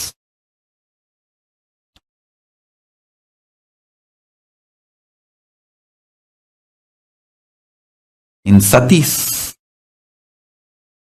whole existence, the deep devotion of mother, but the arrogance of the father, both got into her system. The muscle memory of the deep devotion of mother made her fall in love with Paramashiva, but the arrogance strain came from father's biomemory. That made even Sati disobey Mahadeva and come from Kailasa to Mayapuri. Mayapuri is the present day Haridwar, to teach lesson to Daksha. Mahadeva told, hey, he will not listen. She should have obeyed Mahadeva's strategy, but the strain of Daksha, because of Daksha's own biomemory, she thought she can teach a lesson to Daksha. She taught a lesson in a different way, but anyhow, understand the story, whatever has happened. And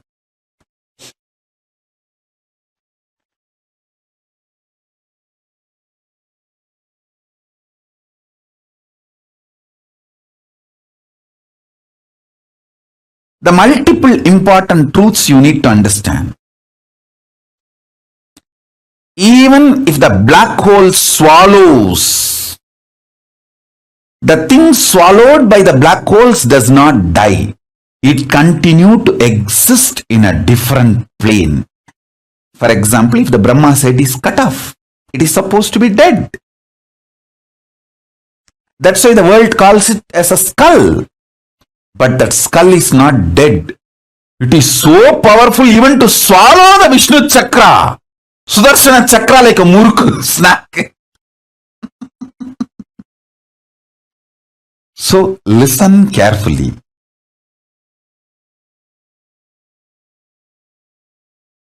You don't have death. There is nothing called destruction.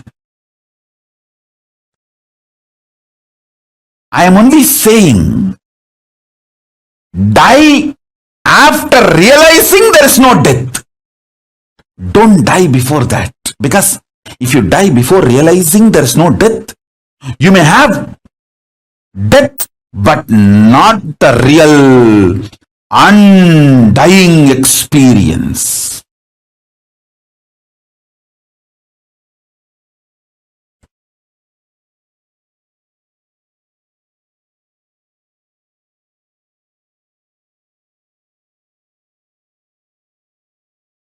Listen carefully. Even if you die by being with Guru, he will show you the undying component of you when your body stops functioning. Even your death will be liberation. If you die without Guru, you may have death, but not the liberation or realization of undying during the death.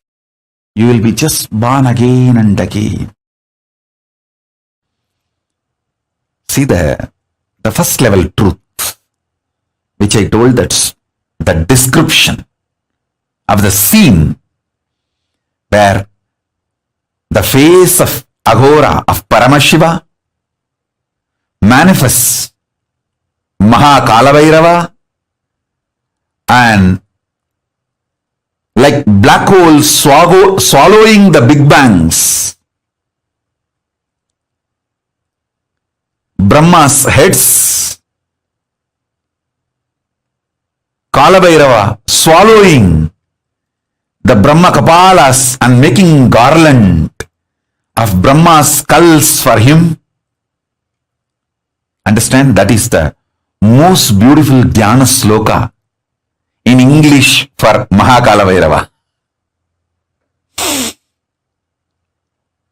If you have some photos released by NASA, how the black holes swallow the big bangs, just see exactly that indescribable way Mahakala Bhairava with the Brahma Kapala Malas, the skull garland of Brahma Kapalas, the multiple big bangs swallowed by the large black hole.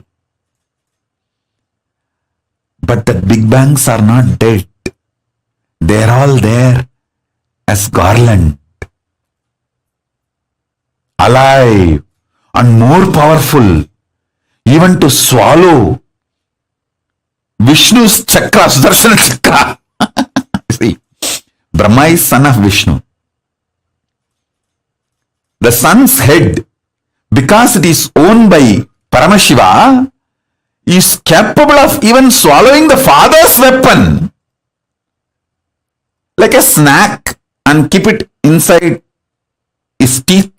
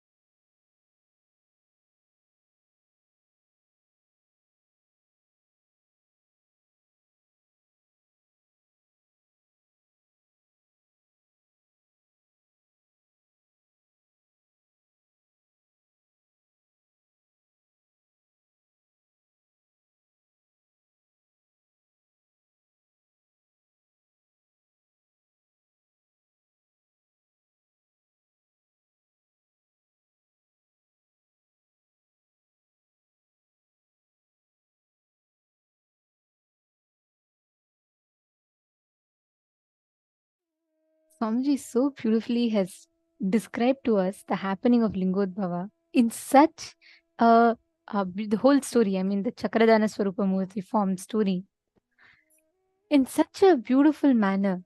See, the way we understand cosmology, the way we understand the happenings of the cosmos is very limited because we all always perceive it from our patterns. Swamiji tells the whole universe we perceive from our patterns.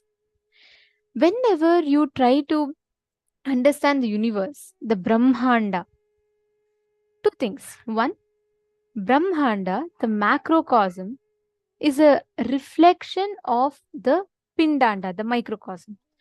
The essence, the exact thing that you will find in the vast universe is that exact thing you will find in the deepest core of your inner space. Look at how the atom, from that atom to universe, the same spiral galaxies that you see, how the star around the stars, planets rotate, and even the Milky Way, everything is in a spiral. Same way the atom. Look at the atom, nucleus, neutron, proton, electron, all of these. They also rotate in an orbit. The vast, the biggest of things that you can observe and notice, minutest of things that you can observe and notice, both of them are existing in the same principle. Their life source, the way they function, is in the same principle as we see the microcosm function. Because ultimately the universe, the Brahmanda, the macrocosm is very tightly knit, connected to the Pindanda, to the microcosm. In you, in me, in all of us. The Big Bang is birth. The black hole is death, destruction. The V hole is the Vishnu energy of sustenance, the life between the birth and death. You would have never heard. Have any of you heard this V hole, hole, and V hole, gray hole, and hole? We mostly only know about black hole, okay? But this, this gray hole, V hole, and the hole, the way we understand, the way we see universe versus the way we see universe through Swamiji's eyes is so different. It is so beautiful the way Swamiji explains how the whole vast universe is tightly connected, knit in our inner space. Understand what you see as the Brahmanda, they reflect one principle of the Pindanda, the microcosm. When we say the Big Bang, the creation, the universe started with a Big Bang. That creation is the birth aspect. When we talk about black hole is a destruction. Everything gets sucked into the black hole. We talk that aspect is the death aspect. Next is V hole. V hole is the Vishnu energy of sustenance. This is between the Big Bang, after the Big Bang, and before the black hole. This area is the V hole. If you want to postpone black hole happening in your life, start celebrating more and more. You will have access to the dimensions and realms of the cosmos and consciousness. For you to experience the higher dimensions, you just need to start being excited about life. You need to start celebrating life. Next is gray hole. Gray hole is throwbhava, delusion, where things are not as you perceive them to be. Like, for example, we think the whole world until a few hundred years back, most of the Western society, whoever did not have access to the Hindu scriptures, they all believed that the whole world is only the thing that exists. There's nothing. If you go outside of the universe, if you go outside of the world, there's nothing. Like, that whole existence was not even thought about. But that is what is gray hole, because even what is there, you not perceiving it, you not perceiving things as they are, that represents the throwbhava. Next is whole, WHOLE, the whole that we see.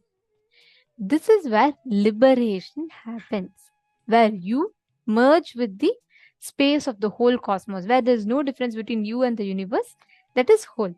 Are you all understanding? Are you all catching the 5 things? Can I request everyone to type out the 5 things, the 5 dimensions, how it reflects in the universe? Come on. Can I request each of you to type out? What is the big bangs, black holes? Can I request every one of you to type it out? Type out what you understood, names and the definitions of it. Listen very carefully. I'll repeat it once more for you all. Big Bang, creation. Black hole, destruction. V hole is sustenance. That's a Vishnu hole, energy. V hole. Next, gray hole is delusion, keeping everything in delusion. Whole is liberation, where you merge with the whole. So all these 5, the macrocosm represents the principles of the microcosm.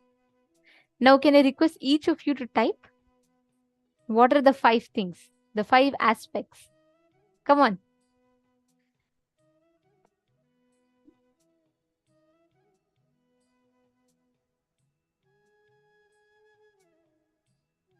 Sunil Yadav ji, you're asking how to strengthen the Shukra, this thing. See, when you have Shukra, any time you connect to Guru, all the ventures you want to make, take steps for that. Any step you take, Shukra will just blindly give you. Means anything you ask for, he will give you. It's a very auspicious graha actually, Shukra. It's a very auspicious energy to connect to.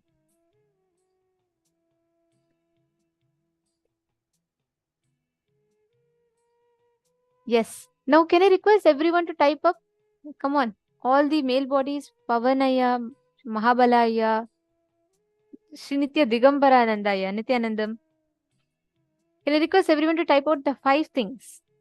What constitutes of the macrocosm and how it reflects in the microcosm? Okay, I see Shane Denizaya has posted. So Big Bang is creation, and Big Bang, V hole, black hole, gray hole, hole. Great. Come on, all the others. Sri Krishna Priyan, Sri Krishna Priyanaya, Teiki Zhang, Everardo. Can I request all of you to post the 5 aspects that you see in the macrocosm?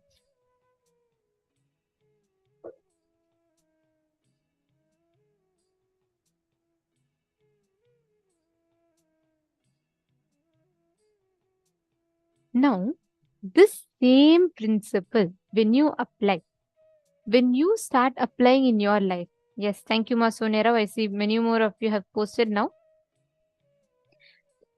It's not B hole, Ma Virupaksha. It is V hole, the letter V. Vishnu, V as in Vishnu. V hole.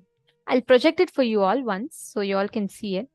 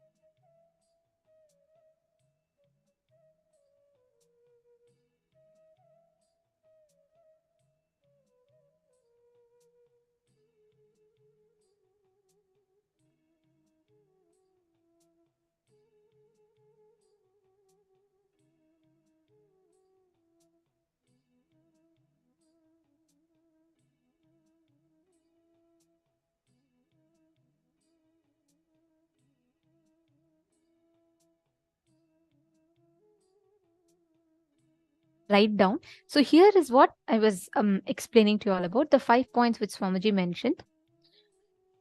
One is Big Bang, which is creation, black hole, which is destruction, V hole, which is sustenance, gray hole, delusion, WHOLE, hole, which is liberation, you merging with the source. Can I request every one of you to please type this? It's very important that we understand. Can I request each of you to please type out this in the chat? The 5 aspects.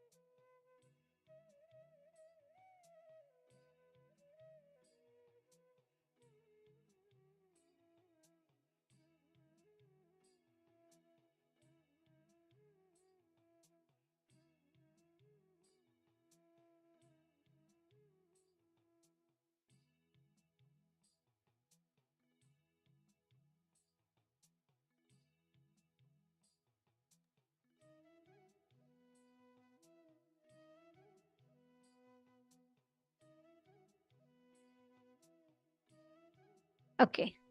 Can I see now each of you have posted? Thank you. And the whole, yes, WHOLE. That's the last, that's a liberation phase. I'll show that as well for you all. Come on, I don't see everyone still typing. Can I request all the participants to please type and post? Understand,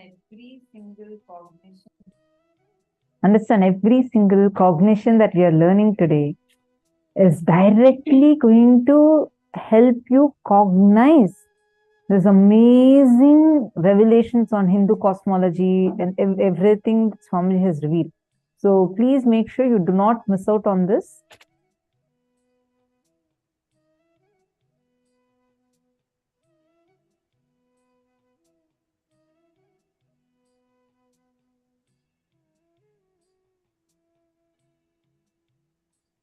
Yes.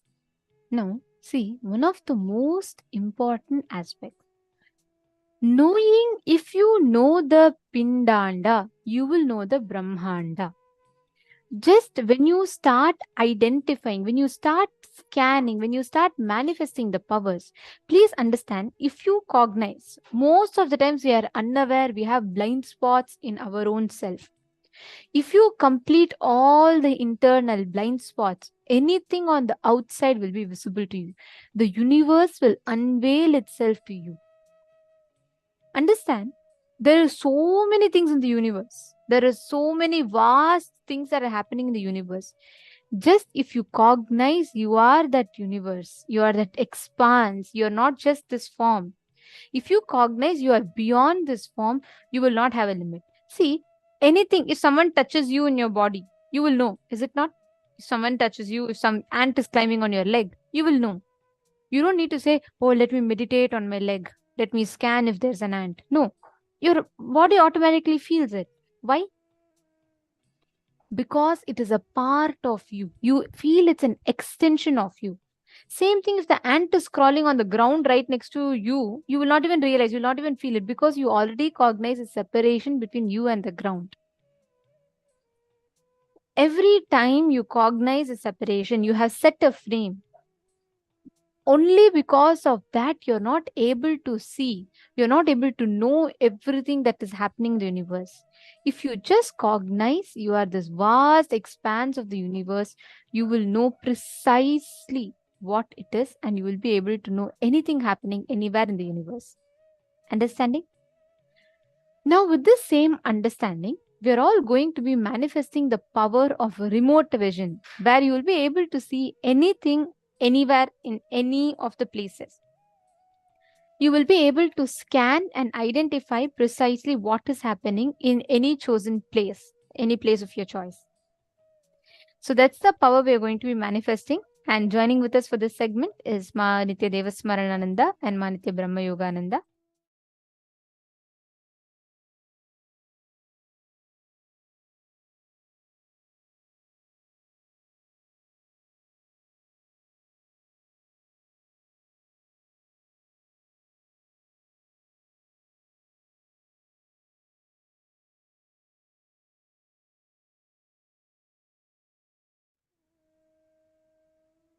Yes, Nithyanandam everyone. So now we are going to be entering into the power manifestation.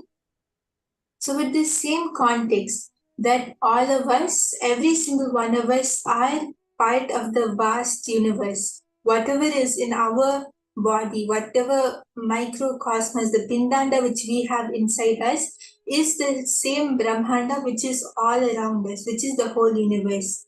And just by removing your blind spot, just by all of us removing our blind spots and incompletions, we'll be able to connect to the whole universe. And just how you are able to feel what is on your hand, you're able to move your hand and just do everything as per your wish with your hand. You can do it with anything in the universe. And that is the power which we are going to manifest. And we are going to manifest the power of remote vision. So wherever, anywhere in the world or anywhere, whatever is happening, we are going to manifest the power of being able to see that. Yes. So it's going to be truly interesting, fun round. So Brahma Yoga is going to hold one object for all of you, and you are going to scan what is that object. Just remember the powerful cognition we just learned now. Everything is an extension of us. We are in oneness with the whole, right?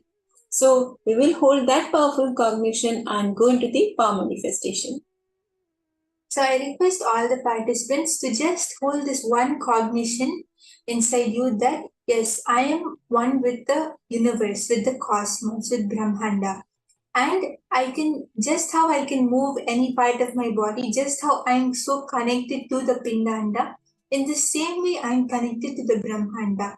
And you'll see that when you just hold this cognition and connect to Swamiji, you'll be able to see anything and everything which is one with the universe and are part of the whole universe. See, many of you have posted of your understanding from the internalization exercise, which is very nice. And Swamiji also very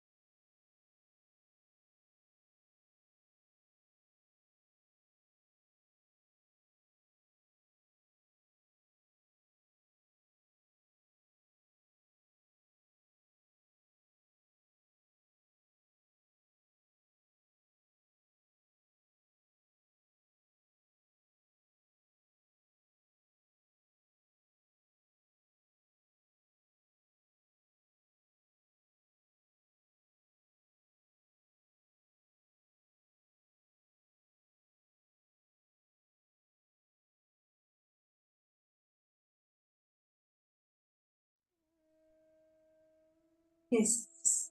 Sorry for the technical glitch. So as I was saying, that just cognizing what Swamiji very beautifully explained to us about the five aspects, the creation, the destruction, black hole, V hole, grey hole, and hole. Just cognizing this, let us start the power manifestation. So I'm going to be holding an object for all of you to do the remote vision and scan which object I'm holding. So if you're ready, you can post yes in the chat.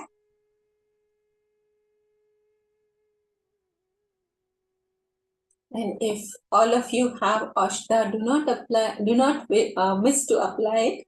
Please quickly apply it on your third eye. Let's all remember to sit straight with your head, neck, and spine in straight line. These are the basic must-dos when we are manifesting the powers. And remember to chant Mahavakya. Yes, so Ma Yoga chant, Ma Parameshwari, Ma Lavital, all of you are ready? That's great. Ma Isabella, are you ready? Ma Nitya Prasada, Ma Indira. Once everyone is ready, we can start the power manifestation.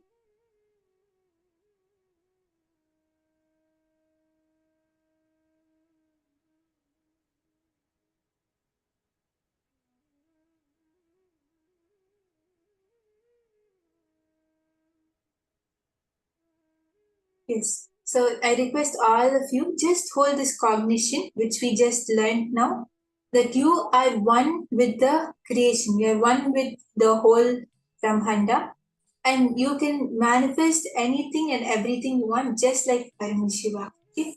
So now I'm holding an object. I request all the participants connect to Swamiji and chant the Mahavakya. Just declare that yes, I am one with the universe. I am the Brahmanda, the whole universe. And I just like how I have full control over my body, I'm one with my body.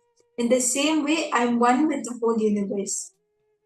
Just hold this cognition and connect to Swamiji. You'll clearly be able to see what I'm holding in my hand.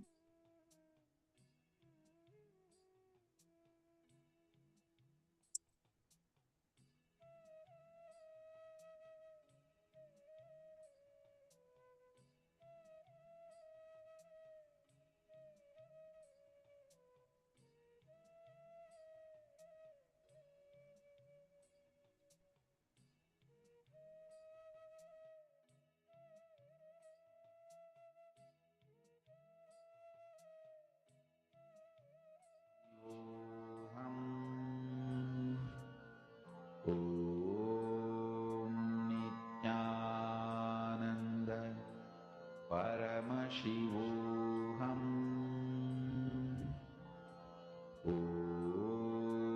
Nithyananda Paramashivoham.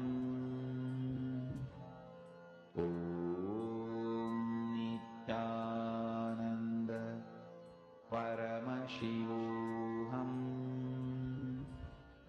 Om Nithyananda Paramashivoham. Om Nithyananda Paramashivoham.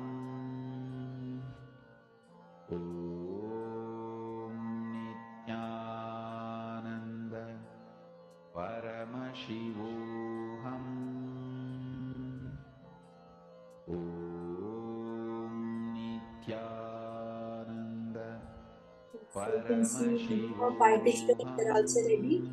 Ma Chante, Ma Donna, Ma Jessica, all of you have said yes, that's great. Sunil Yadav Bhaiya, Shri Krishna Priya, all of you are ready. So I request everyone to continue chanting the Mahavakya. Just connect to Swamiji and look through your third eye and see what object am I holding in my hand. And please do not filter. Whatever is coming in your third eye, just write it down. Please share in your chat. But do not judge, do not filter.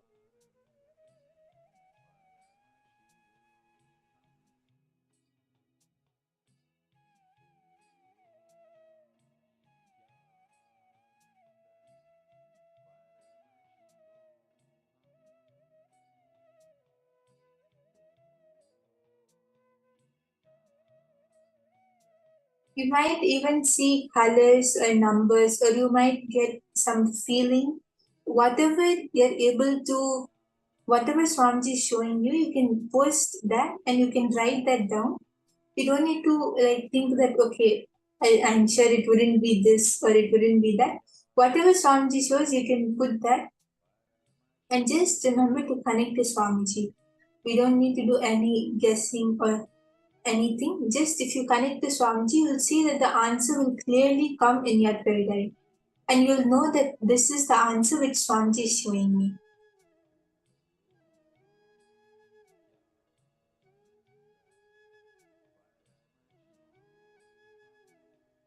Yes, I request all of you, as you are seeing, please keep posting in the chat.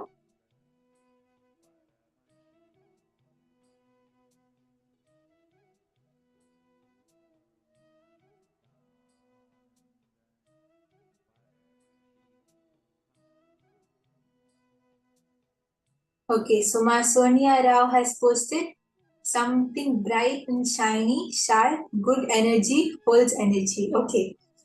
And yes, I can see many of you have posted. Ma Diana has posted something around your neck, some kind of jewelry. Okay. And Ma Amanda has posted red fringe, cloth covered, decorated fringe. Okay. Ma Sonia Rao, you saw dark blue or green. Okay. I request everyone else also, the moment Swamiji is showing you anything, you can post it in the chat.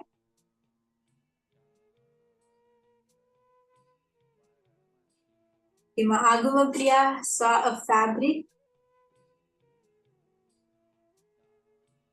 metal, golden. Okay. Ma Parameshwari is seeing Sri Yantra and Atmalinga. Ma Donna saw a copper cup, a necklace, and brown color. Okay. Yes, so Ma Isabella, were you able to see anything? Ma Shalmini, whatever you're able to see, you can post it in the chat.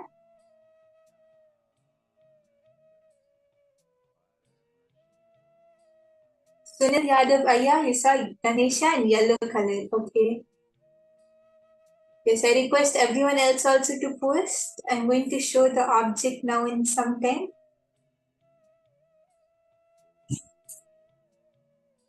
Mananda Yoga saw a beetle leaf green color.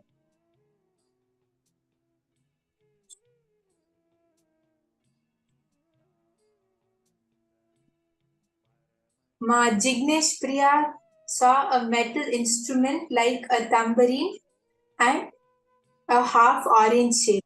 Okay.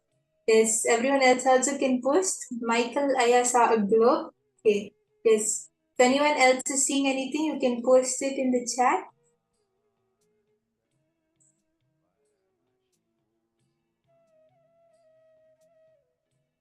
Hongzu saw a yellow lemon red notebook and a deity. Okay, that's great. Yes, so anyone else is there? Ma Isabella, you saw a leaf. Okay. Yes, so I'm going to show the object now. Okay. The Alfaro Aya saw a statue. Okay. Yes, so I am holding Swamiji's Atmamurti, as you can see. So, yes, so many of you have actually gotten it correct.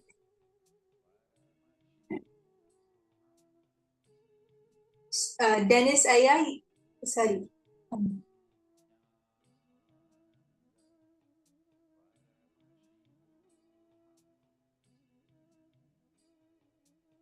Yes, Alfaro Aya, you saw a statue which is correct because this is Swamiji's statue, which is great. And yes, many of you saw Ganesha, you saw deity. So all of you have manifested.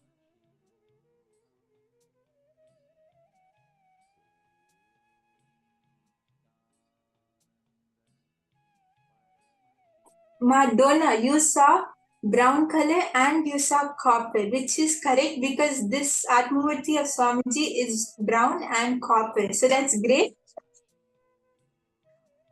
And many of you saw something. One participant also saw something which holds energy, which is also 100% accurate because this is Swamiji's Atmamurti, which holds energy. So that was great. Now I'm going to hold another object. Even if anyone feels that, oh, I'm still yet to manifest, just connect to Swamiji more intensely and unclutch from everything. Unclutch from the thought that you have to manifest also. Just feel the oneness with the whole universe. You'll see that you'll be able to get this, you'll be able to get the object this time. And I have one quick question here. How many of you actually thought Swamiji but did not write in the chat? Swamiji's name or image actually appeared, but you said, I don't think so. I'm sure many of us would be there, right? So, yes, I already see some answers in the chat. So please remember, now when we are going to manifest and going to go in the second round, please write down immediately whatever Swamiji is showing, okay? Yes, Daniela, you manifested 60%. That's great. Now you manifest 100%, okay? Yes. So I request everyone to chant the Mahavakya and connect to Swamiji.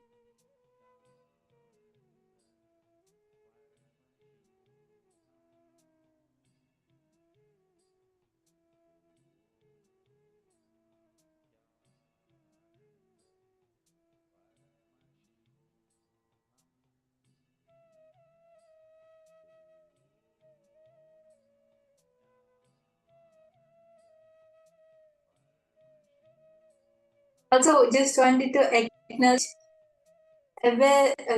Alfaro Aya, you told on that small statue of Swamiji, which is 100% correct answer. That is amazing. That is great. So all of us can see how the manifestation is already happening. That is great, Aya. Now just connect to Swamiji and you'll see that you'll be just hold the same space in which you manifested when you got this round correct. And you'll see that you'll be able to manifest everything if you just hold that same space.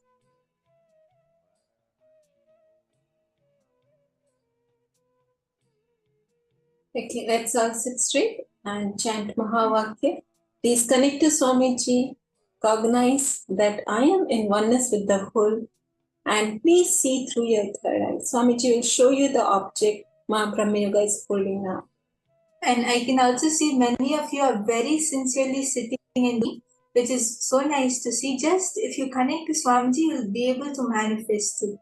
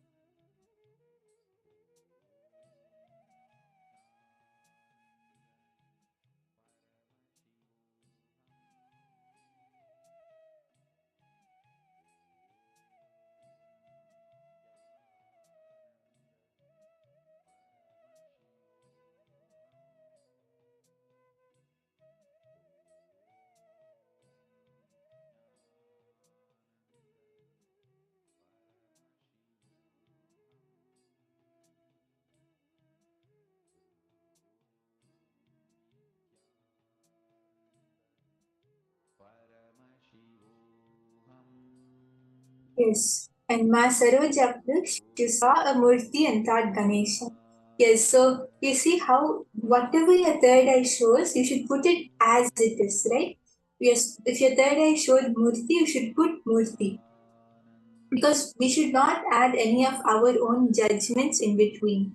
As the third eye shows, we should put it without changing anything or without adding anything in between. And you'll see that when you do this, you'll actually be able to manifest. And this is a very good example for all of us. How Ma Saroj actually saw a statue, but Ma understood as Ganesha and answered as Ganesha. So let us not make our own interpretations. Whatever is revealed in the third eye, let's write that down as it is.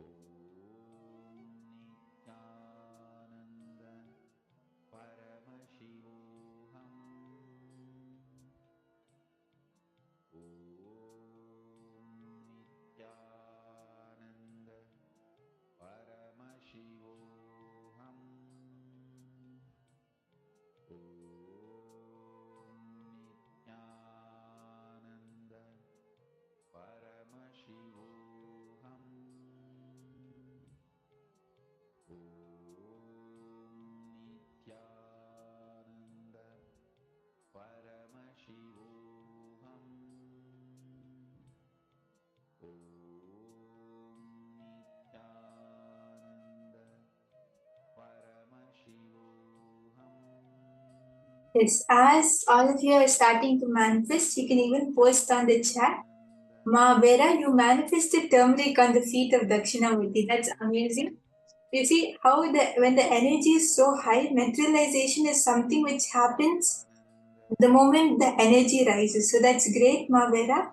You're starting to, your space shift is happening. So you just sit and connect to Swamiji. You'll even be able to see the object which I'm holding now. That just shows your deep connection with Swamiji Ma and the presence. The presence of the divine is there, and simply that auspicious blessings are being showered in form of the materialization. It's so auspicious. Yes, so many of you are posting, which is great. Ma Premarupananda has posted white color cloth and then small black Shivalinga. Okay, Ma Vera has posted a bracelet. Okay. Ma Diana, you saw metal, silver, and green stone. Okay. Ma Isabella, you saw a brilliant pearl. Okay, yes, I can see many of you are posting your answers. That's great. Ma Agamapriya saw a ring and jewelry. Ma Parameshwari saw a Rudraksha. Okay, Ma Diana saw something shiny. Yes, I request all of you to post everything that Swamiji is showing. Please do not miss on colors. If you are seeing any colors, do post them as well. Yes, Ma Sunil Yadav saw a Ganesha and five Mukhi. Okay. Ma Jignesh Priya Aya saw a long stick like a trishul. Okay. Yes. Ma Digambara Aya saw a warm yellow star. Okay, yes, I request everyone, whatever you're able to see, just post it. Michael Aya saw the Atmalinga. Okay.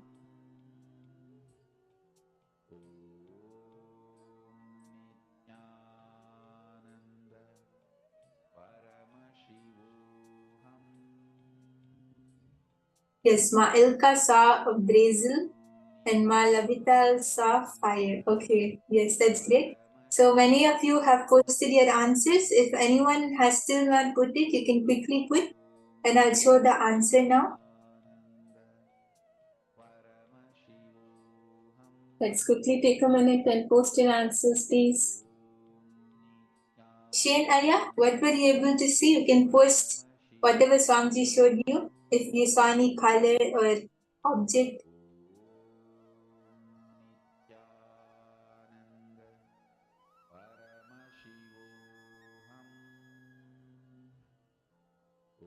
Okay. Yes, so Shane Aya, you saw nothing. Okay. Yes, so just if you just connect to Swamiji and whatever comes, even if you're whatever you're able to see, just chant the Mahabhakya and connect to Swamiji. Drop the cognition that you're not able to see anything. Just chant the Mahabhakya. You'll see Swamiji will show you clearly in your third eye, you'll be able to see the answer. And please understand, it can be in anything. It can be a thought also. So don't think that it's my thought. Whatever is coming to you, please write it down. There's no harm in writing it down. It is not possible that we are not manifesting, right? So you can even think of something, or you can have an image, vision of something, or you can smell something. It can be in any which ways. But please do mention whatever is coming in your inner space. Do not miss. Yes, and even Daniel Aya, Alfredo Aya, all of you can post whatever Swamiji showed. Ma Ki Sing Wang, what you can post what Swamiji showed you.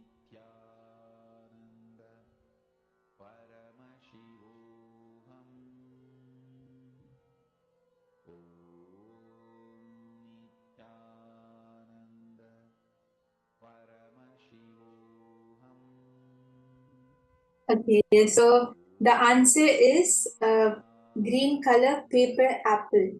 So all of you can see this is a green color paper apple. So please have a look. There is a leaf on top of this. If you can see, there is a leaf on top of it. So here, when you are seeing the leaf, many of you had posted it in the last round. So it is right next to Brahma Yoga. So we all have manifested what she is going to show in the previous round. So yes, and my Diana, you actually saw green color, which was amazing because this is a green apple. So that was really nice.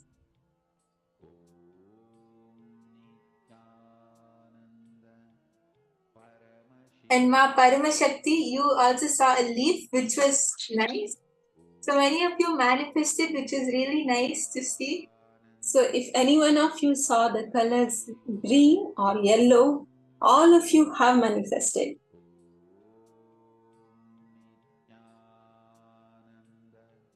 But even if you saw the word apple, that is also a manifestation. Apple, paper, anything. Or anything related to art, craft. So all of these are in the category of manifestation. Ma Paramashakti, you saw apple. That was 100% correct. That is great. Yes. So now I'm going to hold another object. And I request everyone to chant the Mahabhakya and connect to Swamiji. Whatever Swamiji shows you, it can be a material, color, object, number, whatever you're able to see, you can post that. So now I'm holding an object. Just chant the Mahabhakya and connect to Swamiji. And let us remember the powerful cognition again. Same cognition.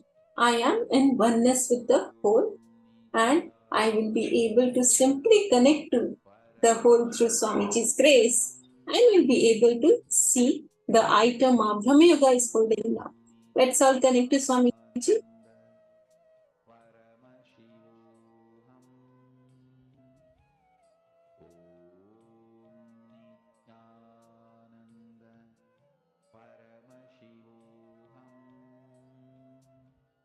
Yes, so Alfredo Aya, you saw green color, which is great.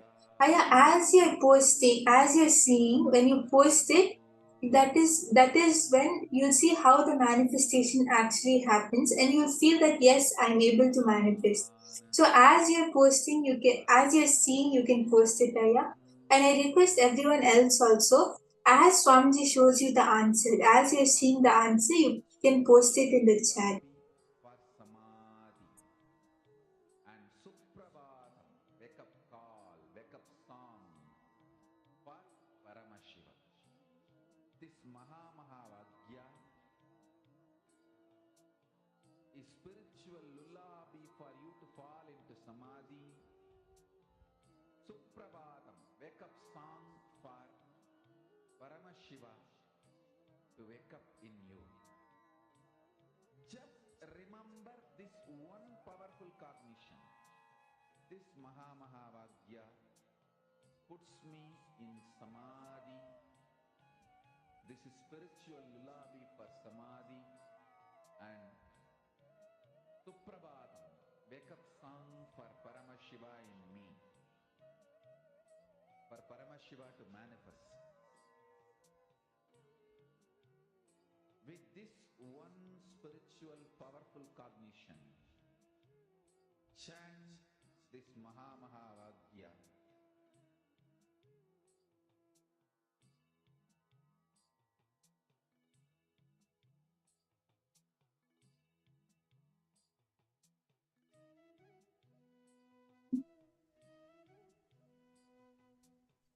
Yes, I request all the participants to post whatever Swamiji is showing you.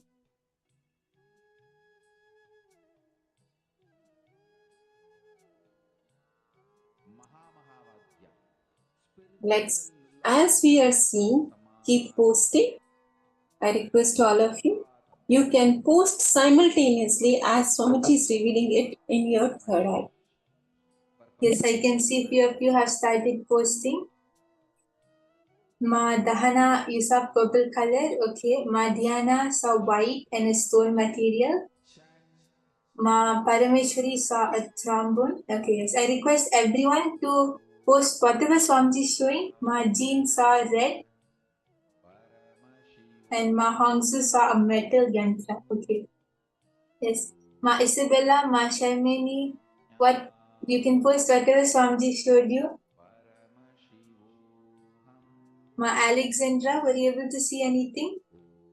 Ma Virupaksha, Ma Chunyu. Yes, Ma Parameshwari saw silver. Okay. Yes, I request everyone to post whatever Swamiji showed you. Anyone still has to post, you can quickly post. I'm going to show the answer now. Okay, so Ma Hongli Wong saw a tower-shaped keychain and golden copper color. Okay, Ma Diana saw no shining. Yes. Anyone else has to post, you can quickly put your answers and I'm going to show the answer now.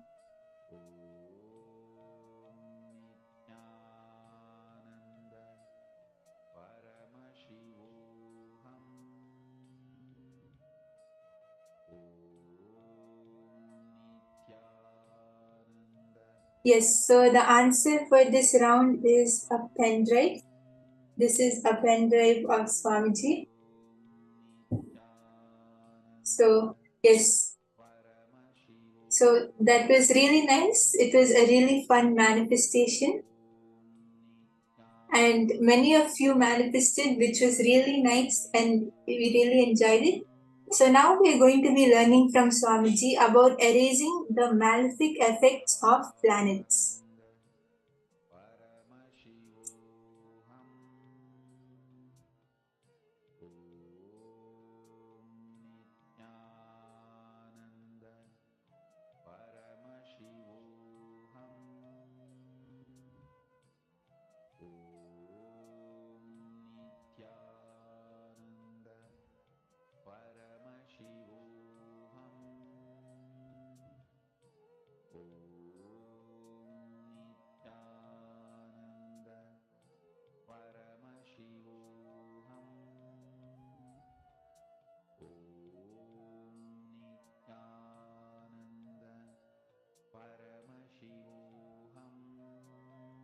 Yes, so let's all learn from Swamiji about how we can erase the malefic effects of planets.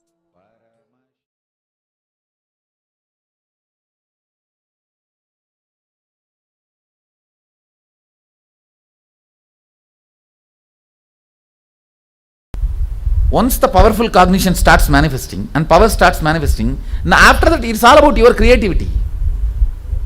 That's all. It's all about your creativity. Ultimately, powerful cognitions have their own self-intelligence. They do not let the destruction of the universe happen. See, Aswathama, Arjuna, both had Brahmastra. But Krishna made sure that universe is not destroyed. All of you are getting what I am saying, that Mahabharata story. Even though both sides had Brahmastra, Krishna made sure that universe is not destroyed.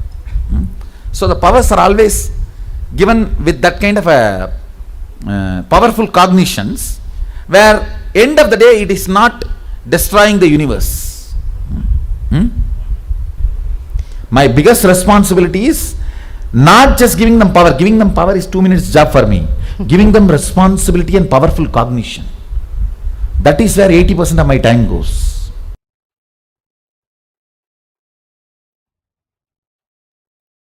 It is all one, like a downloading of the software, that's all.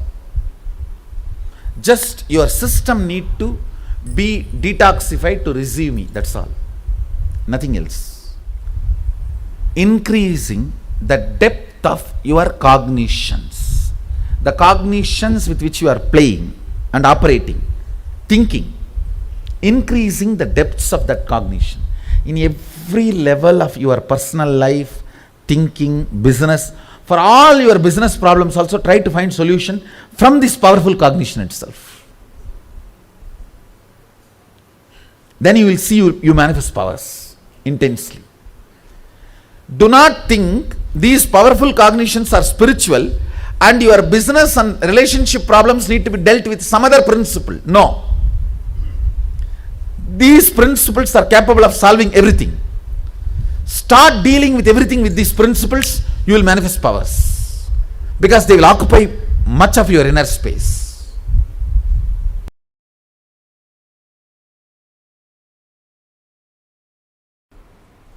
Listen.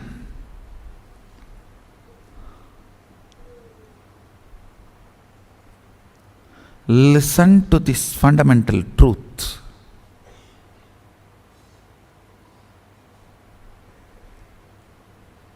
Life is too complicated, too complex. In this, your ability to hold your visualization in your brain is what I call determination. Understand, your ability to hold something in your visualization is determination. When you start enjoying the chemistry of determination, you grow something called will persistence. Determination is the curd from which will persistence is the ghee taken out. Will persistence manifests life. I tell you, ability to hold these higher visualizations, ability to intensely feel this truth, ability to intensely integrate your being. See, ability of your brain's ability to hold certain visualization and hold certain truths, understand and digest all this, are basic tools for liberation and enlightenment and manifesting powers. See, when I initiate all of you into powers, it is nothing but I just hold that power circuit and sit quietly, so all your brain starts reverberating in the same frequency. So this map becomes circuit in your system. See, if it is only in your brain, it is called map. If it can be reproduced, it is called circuit. That's all. You are not Sadashiva just only if you manifest powers. You are Sadashiva because it is truth. With this clarity, with this powerful cognition, I should not even say it is powerful cognition, it is just Satya. With this Satya, when you sit, even if you are playing in your Facebook, you can manifest powers.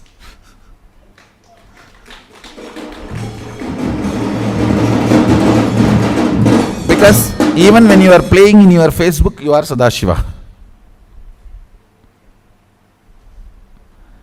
You are Sadashiva not because you remember and meditate, you are Sadashiva.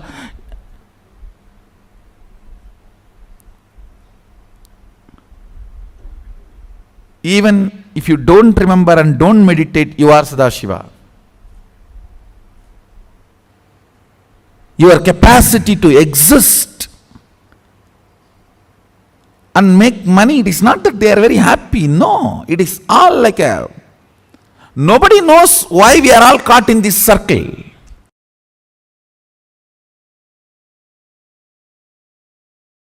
First of all, you need to consciously spend time in listening and internalizing to come to the conclusion.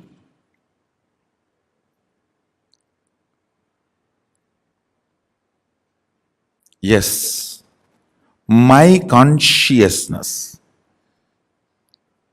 is alive only because of superconsciousness. It is alive because it is extension of the superconsciousness. If not, it cannot be alive.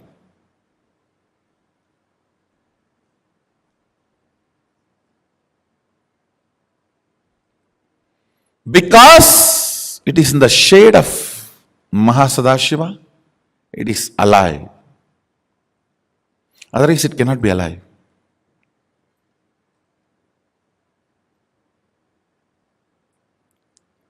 Once you come to that conscious conclusion and decision, then based on that powerful cognition, you start manifesting powers. When you try to manifest powers, if you manifest, great. If you are not, that should not shake your conscious conclusion. You should only stand with the conscious conclusion, and all the ups and downs you are going through while holding on to that conclusion and proceeding with your life with one attitude of Tyaga. With Sadashiva, only one attitude works: prayer.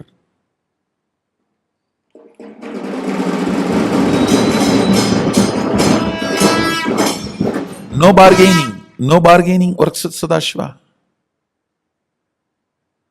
Other than prayer, nothing else works. Nothing else works.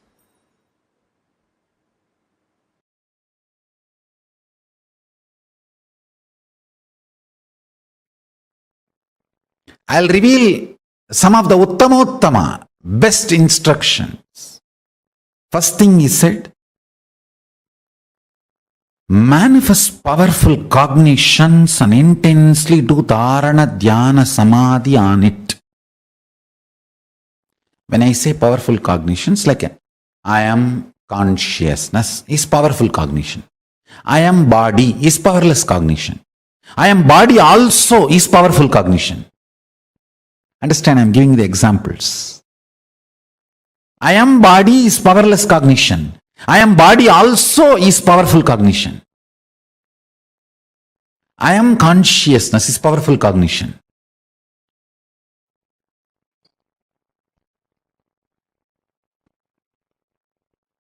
Collection of the bunch of powerful cognitions is Sankhya Yoga. Kapila compiled all the powerful cognitions together and presented to the world as the Sankhya philosophy. Sankhya Shastra, Sankhya Darshana. Listen.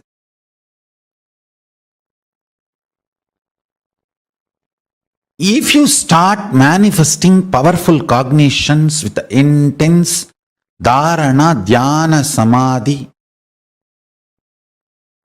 for example, I'll give you one powerful cognition. You are Paramashiva. Whatever you feel as I is Paramashiva. Understand, what you manifest as I may not be Paramashiva. You may manifest the idea your body is I, but you are feeling what you feel as I is Paramashiva. Listen carefully. You may tell the whole world you are this. You are, I am this person, I am a lawyer, I am an engineer, I am a doctor. That may be powerless cognition. That may not be Paramashiva. But what you really feel as you is Paramashiva. I am letting him reveal through this body to all of you. Listen carefully, precisely. If you decide you are Paramashiva,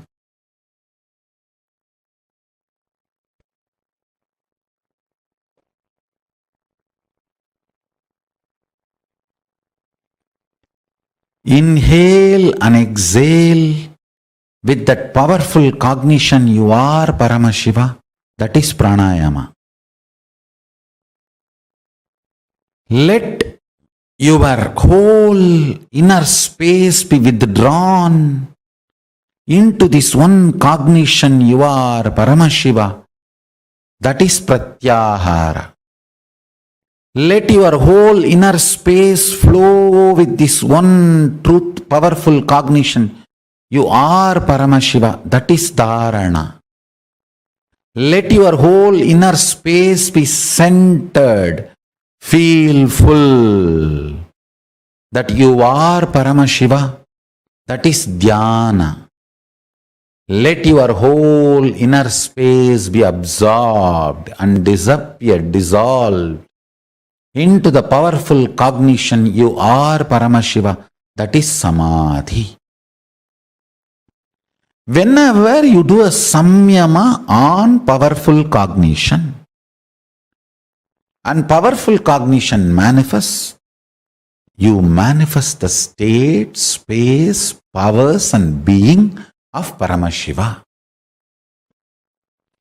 Whenever you manifest any powerful cognitions revealed by Paramashiva, compiled by Kapila, and be humble to the grahas. Grahas support you, protect you, liberate you from any malefic, evil, negative effects. Listen carefully. I am revealing the whole science. There are multiple powerful cognitions. Whenever you do samyama on any of the powerful cognition and manifest that powerful cognition as powers, and be humble to the grahas, means being humble to the grahas is what I call doing graha puja. Navagraha dosha santi nivarana pujas. Understand? That is the way you convey to them you are humble. Just because you are manifesting powers, powerful cognitions, you are not arrogant, you are humble. Understand? Be humble to brahmanas. Be humble to animals. Be humble to grahas. Humbleness makes the grahas decide not to humiliate you. If you are humble, they will never humiliate you. I am so happy Paramashiva is just manifesting precisely and revealing, putting everything in the words in a precise way all of you can understand. I feel job satisfaction. Listen. Many times people ask me, Swamiji, if we do samyama, what we manifest will be siddhis. Patanjali also says Vibhudipada. He gives multiple powerful cognitions and asks us to do samyama, and then this siddhis powers will manifest. And what's the difference between those siddhis and what Swamiji teaches us Shakti? What's the difference? Please understand. The system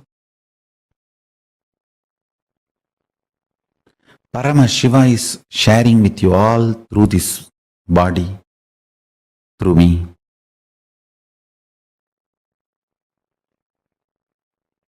Is starting with the fundamental cognition that you are Paramashiva, ultimate. Normally, when you practice the Patanjali system, your unmanifest decides you are a man and you have to move towards God. So that is the fundamental cognition with which you develop powerful cognitions, you do pratyahara, dharana, dhyana, samadhi, samyama and manifest powers. Here, the system Paramashiva is revealing through me, the whole foundation is different. Here the foundation is you are Paramashiva, understand? Your unmanifest recognizes that you are Paramashiva even if you have not yet manifested it. There is a complete shift in the whole foundation from where you are beginning. The beginning, starting point is not you are a man, you need to reach divine. No. You are a divine, you need to manifest divine. Understand?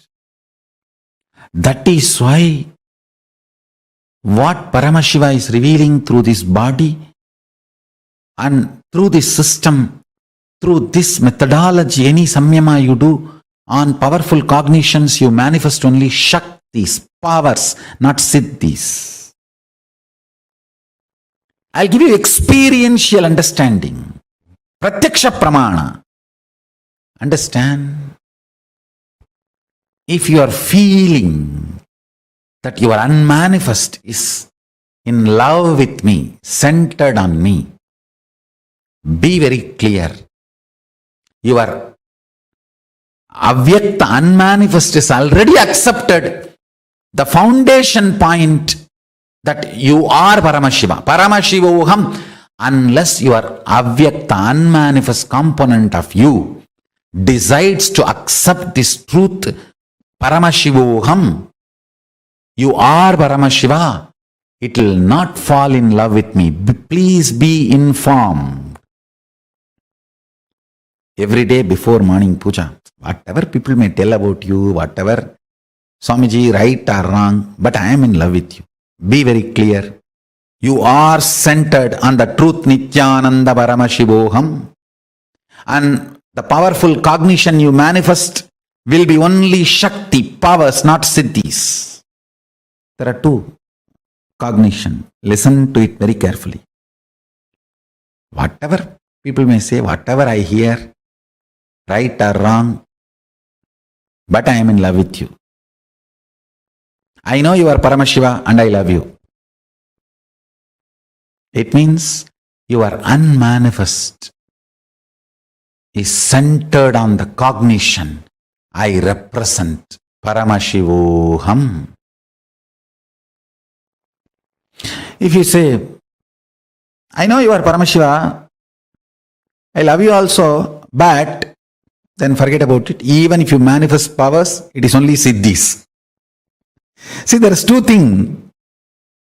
I love you, but Siddhis. Even if you manifest, it is Siddhis. Miracles, not power. Whatever I hear, right or wrong, good or bad, but I know you are Paramashiva and I love you. If the but comes before the sentence or the but comes after the sentence, decides whether you are manifesting Siddhis or Shaktis. That's it.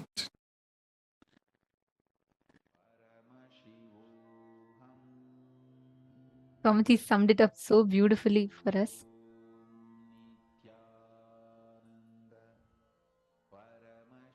This understanding This exact sentence, do you tell Paramashiva, do you negotiate with Paramashiva with all the things? Do you say, I love you, but this?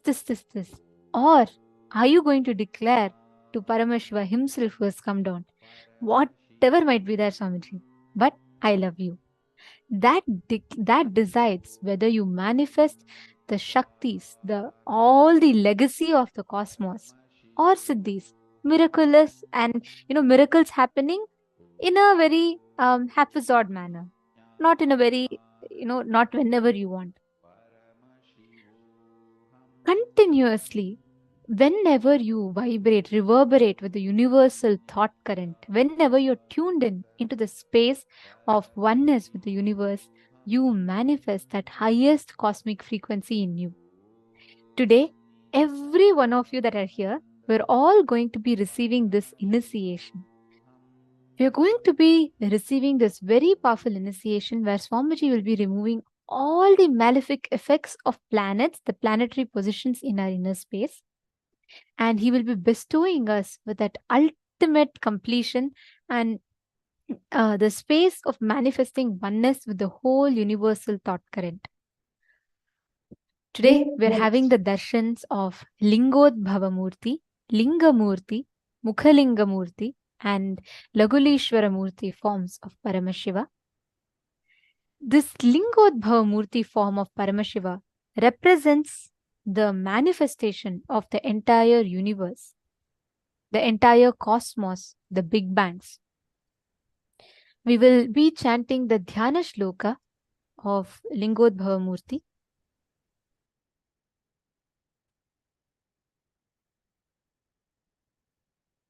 Devam garbhagrihasya manakalite linge jata shekharam katya satkaram varam cha dadhatam krishnam mrigam cha bhayam savyetankam mamahe padamakutam brahmachutabhyam yutam ऊर्ध्वाधस्थितहं सकोलममलं लिंगोद्भवं भावये.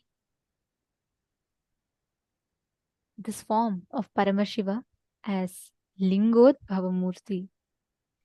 Without the beginning, without the end, he manifests as that supernal effulgence. Like Swamiji beautifully told in the session we all were listening to, where Swamiji was describing the happening of Lingodbhava. Swamiji said, just the happening of Lingodbhava is where Paramashiva declares conscious supremacy, conscious sovereignty.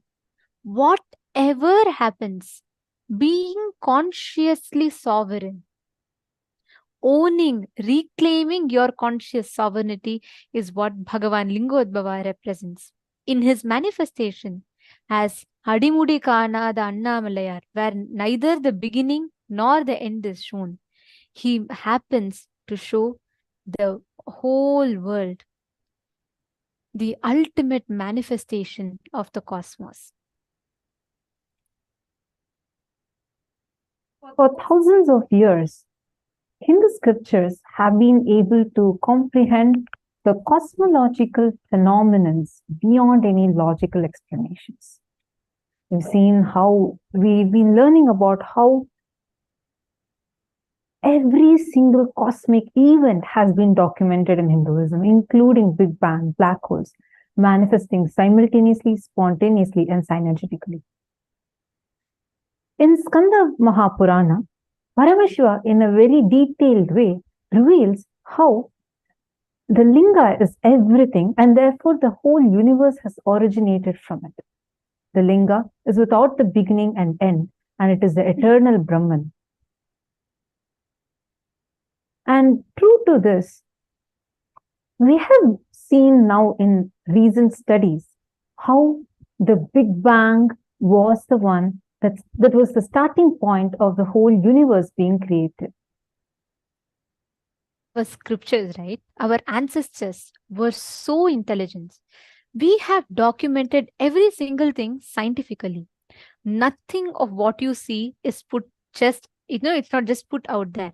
Whether the manifestation of Linga, the Lingodbhava, the happening of the big bangs, or the black holes, manifesting the Panchakrityas, every single thing has very, very scientifically, precisely been documented by our rishis, the Siddha Purushas, who were able to reverberate, who were able to understand the cosmic frequencies. They were able to understand the secrets of the universe. And these have been very clearly recorded. Like, for example, when we say that how the Big Bang manifested the whole universe, that's exactly what is Bhagavan Lingodbhava, Avyakta, the unmanifest, manifesting as Vyakta, as manifest. And today Swamiji so beautifully explained to us so many different powerful cognitions, amazing rare revelations, be it about how the universe was created, or what is Big Bang, black hole, V hole, grey hole, and the whole. Swamiji also revealed to us about the Hindu Cosmology. We learnt about Vedic Astrology, what is Surya Siddhanta, what is Hindu Cosmology, and how all of these are functioning, how planets are not our enemies, and how, based on the understanding about the planets, their powers and possibilities, you can plan the best in your life. But the science that Swamiji has revealed is way more fascinating than just what we all learned. What we all learned today is just the tip of an iceberg. Like Swamiji was saying, the universe vibrates, reverberates with a certain thought current, the universal thought current. Whenever man aligns himself to that universal thought current, we start resonating, we start capturing and encapsulating the great truths that the universe is continuously revealing to us, that the cosmos is continuously revealing to us. And our rishis were adept at this science. They were able to precisely predict the descent of the avatars, the descent of superconscious beings to planet Earth by studying certain cosmological events in the universe and map it to the energy, the cosmic happenings, the cosmic beings that descend planet Earth. And one more fascinating thing about this is that whenever some extraordinary great events happen in the cosmos, it leaves behind something very significant through the cosmological events which we can study. This has happened multiple times before. This has happened several times in the past, where we have seen the descent and the departure of various enlightened masters, incarnations, have been recorded with the cosmic happenings.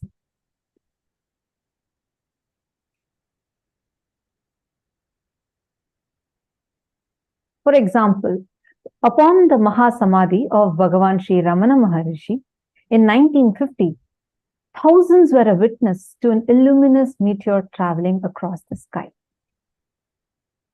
Like this, our Puranas have recorded several other cosmic indications of the descent of superconsciousness. And among the recorded happenings of incarnations landing, the rarest of the rare is happening of Paramashiva himself, in his most pure and ultimate form, which every being yearns for thousands of lifetimes. Paramashiva assumed this physical frame on the 3rd Jan 1978. Let's start with the birth. Let me describe exactly the experience of birth. The experience itself is really wonderful. There was no dual or two things. First, it can be said even in the way like a light covered by light. There was no experiencer and experienced separately. There was only one consciousness, which is intelligent, which is alive, and which is enjoying itself. First, it was just the Satchidananda, nothing else. I was conscious, I was alive, and I know I was alive, and I was just enjoying that I am alive. I exist. Suddenly, in a very vague way, one small light, please understand, I am explaining frame by frame what happened during my birth. The first frame was a light in somewhere around South India, southern India. But I do not know at that moment it was Arunachala or something like that. Just somewhere around southern India. That was the first slide, first scene. The next scene, like a star, shooting star, I was just pulled by that light. The third scene in my consciousness was the Arunachala. By now, I know I have already taken the body.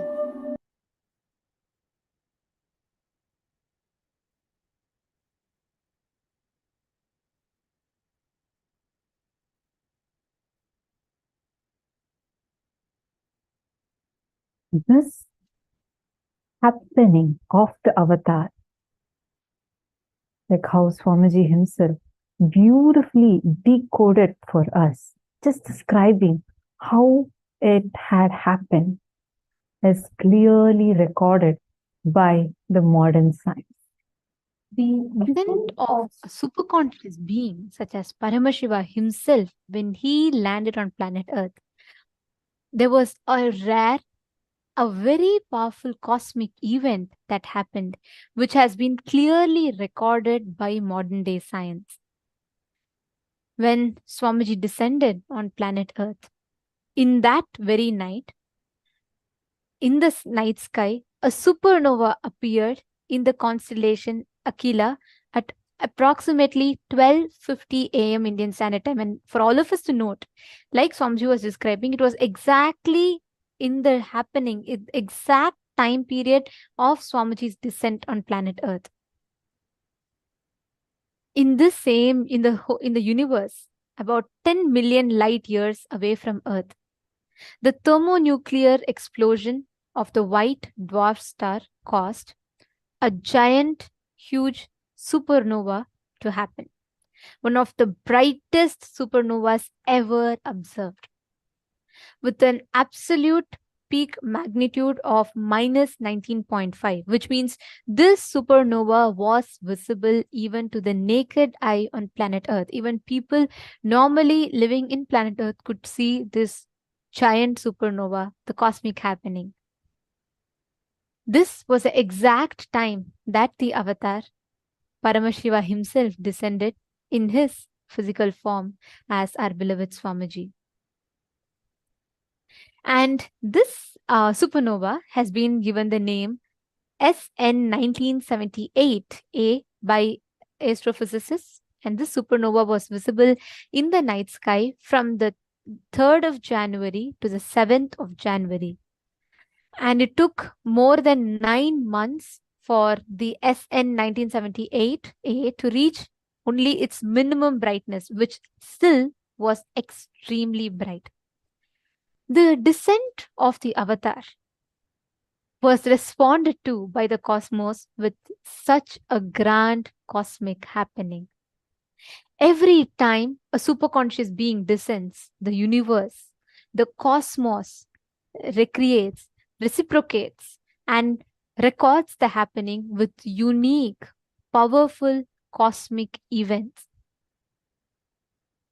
This particular supernova was visible for so many months, even after right after Swamiji's descent. It took so much time. It happened with such an energy, the explosion. Please understand what a great civilization we are. Our rishis have been able to precisely mark exactly what is the time, and when every being lands, how exactly the impact, the cosmic events are happening. When Swamiji descended in his human body, he has left behind such a powerful trace. This supernova even reached the planet Earth through the cosmic radiation, and it produced a shock wave of rocketing high energy particles which traveled close to the speed of light.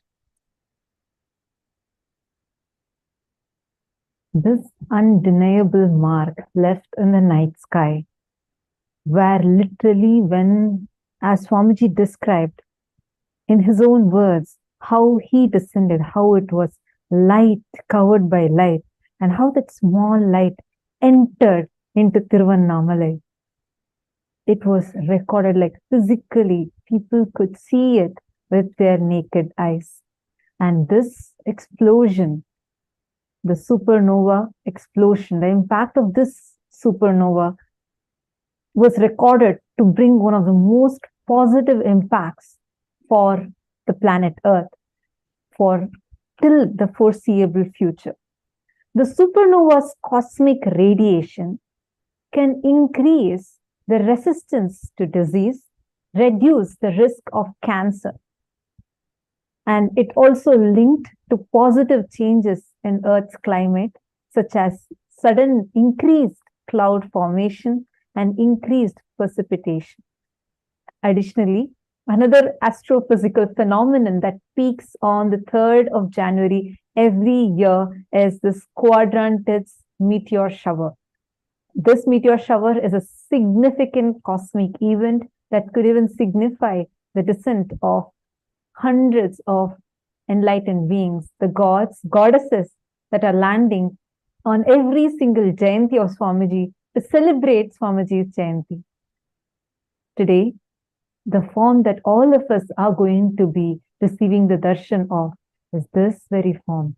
Paramashiva, thousands of years ago, when he appeared as the huge shaft of light, Lingodbhava, so beautifully Swamiji narrated the entire story for us. How Paramashiva gave a threefold promise that in 3 forms, he will be continuously available for the whole universe to enjoy and celebrate him again and again. Remember his Leela of manifesting as Lingodbhava and worship him. First form being the Arunachala hill, the very birthplace of Swamiji. Second one being the Arunachaleshwara Linga, the deity of Arunachala, the Arunachaleshwara temple. Third being coming in the physical frame, the physical embodied form, descending down as a living avatar. And that is what he has done once again for all of us. And today, he is going to be radiating that very beautiful, graceful, majestic form of Bhagavan Lingodbhava, showering us all with that extreme auspiciousness. What Swamiji had left behind in this night sky with an undeniable trace, clearly, which is repeating every single time on the 3rd of Jan in every single year since the time Swamiji descended. Today, that powerful experience is going to be experienced by each one of us. And we all are going to receive the blessings of this auspicious form of Bhagavan Lingodbhava Murti. And this, I would also like to answer Ma Hongzu's question here. So she has asked, Swamiji exists as universal energy, then why do we call it as a descent? See, Ma, the very word avatar, you've asked, like, if isn't Swamiji already existing in planet Earth in his cosmic form? So why are we mentioning this particular thing as a descent? The ultimate consciousness, the Brahman, the cosmos, whatever word we use it, right? That Paramashiva in his formlessness, he exists eternally everywhere. But the very word avatar comes from a beautiful Sanskrit word called avatarati. Iti avatar means the one who descends is an avatar. Basically, that formlessness, when it assumes a form to uplift the entire human consciousness, the entire universal consciousness to the next level, to give a breakthrough, is called an avatar. So Swamiji, from his formlessness, assumed the physical body on the 3rd of January 1978. So that is why we say that is the avatar. That is when Swamiji descended to planet Earth in his physical form, in his human form. Every time, whenever the whole human consciousness goes through a collective depression, whenever it goes through a low frequency, a low thought current, or at all those times, we attract collectively, the consciousness attracts the highest energy, the highest superconscious manifestation. Paramashiva himself descends each of those times as an avatar. And he raises the human consciousness to the next level. He takes all of us to the next level of breakthrough. How are each of you feeling now? To be sitting here where Paramashiva is going to be giving us all the darshan of the formless in form, the avyakta as vyakta, Lingodbhava Murti. How are each one of you feeling to be sitting here, to have this great blessing to be here today and to receive this darshan? And to add to it, today is also the day of Pradosham. This is the exact cosmological happening when Paramashiva had manifested as this Lingodbhava. So the cosmic alignment is there. Cosmos himself has descended for us, manifesting this form and chosen you to be here to receive this darshan. How are you feeling to be here right now?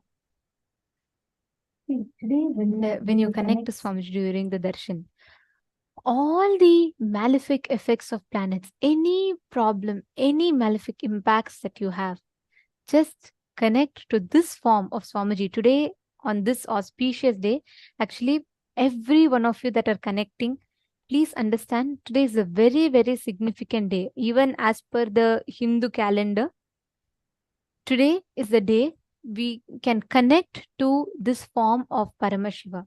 Because on this day, on this exact day, it is Pradosham today, on this day, connecting to Lingodbhava Murti, this is the exact day, every Pradosham in Tiruvannamalai, a beautiful Abhishekam and Arati is done to Lingodbhava Murti, Arunachaleshwara.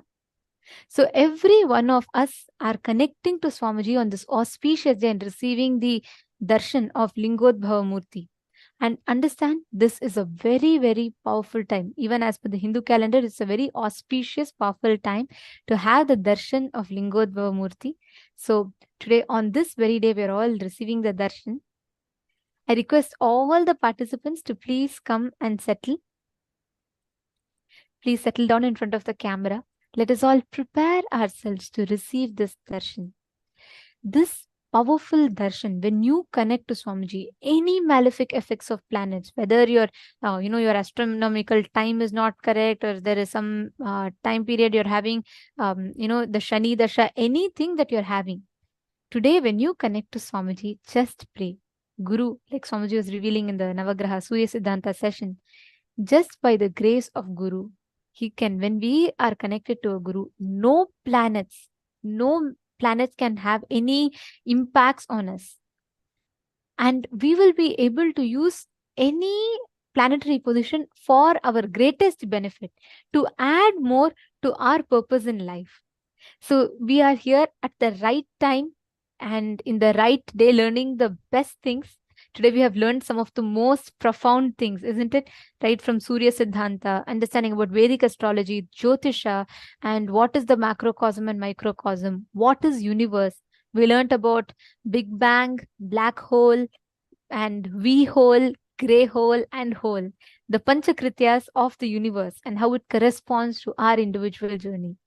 We have learned some of the most mind-boggling things today. When we connect to Lingodbhava Murti, you will actually experience each of these truths, the software. What we learned through the day is like a software. and we will experience them becoming an experience for us. Now, let us all get ready to receive the darshan of Bhagavan Lingodbhava. Please sit with your head, neck and spine in a straight line. Enter into a deep meditative space and start chanting the Mahavakya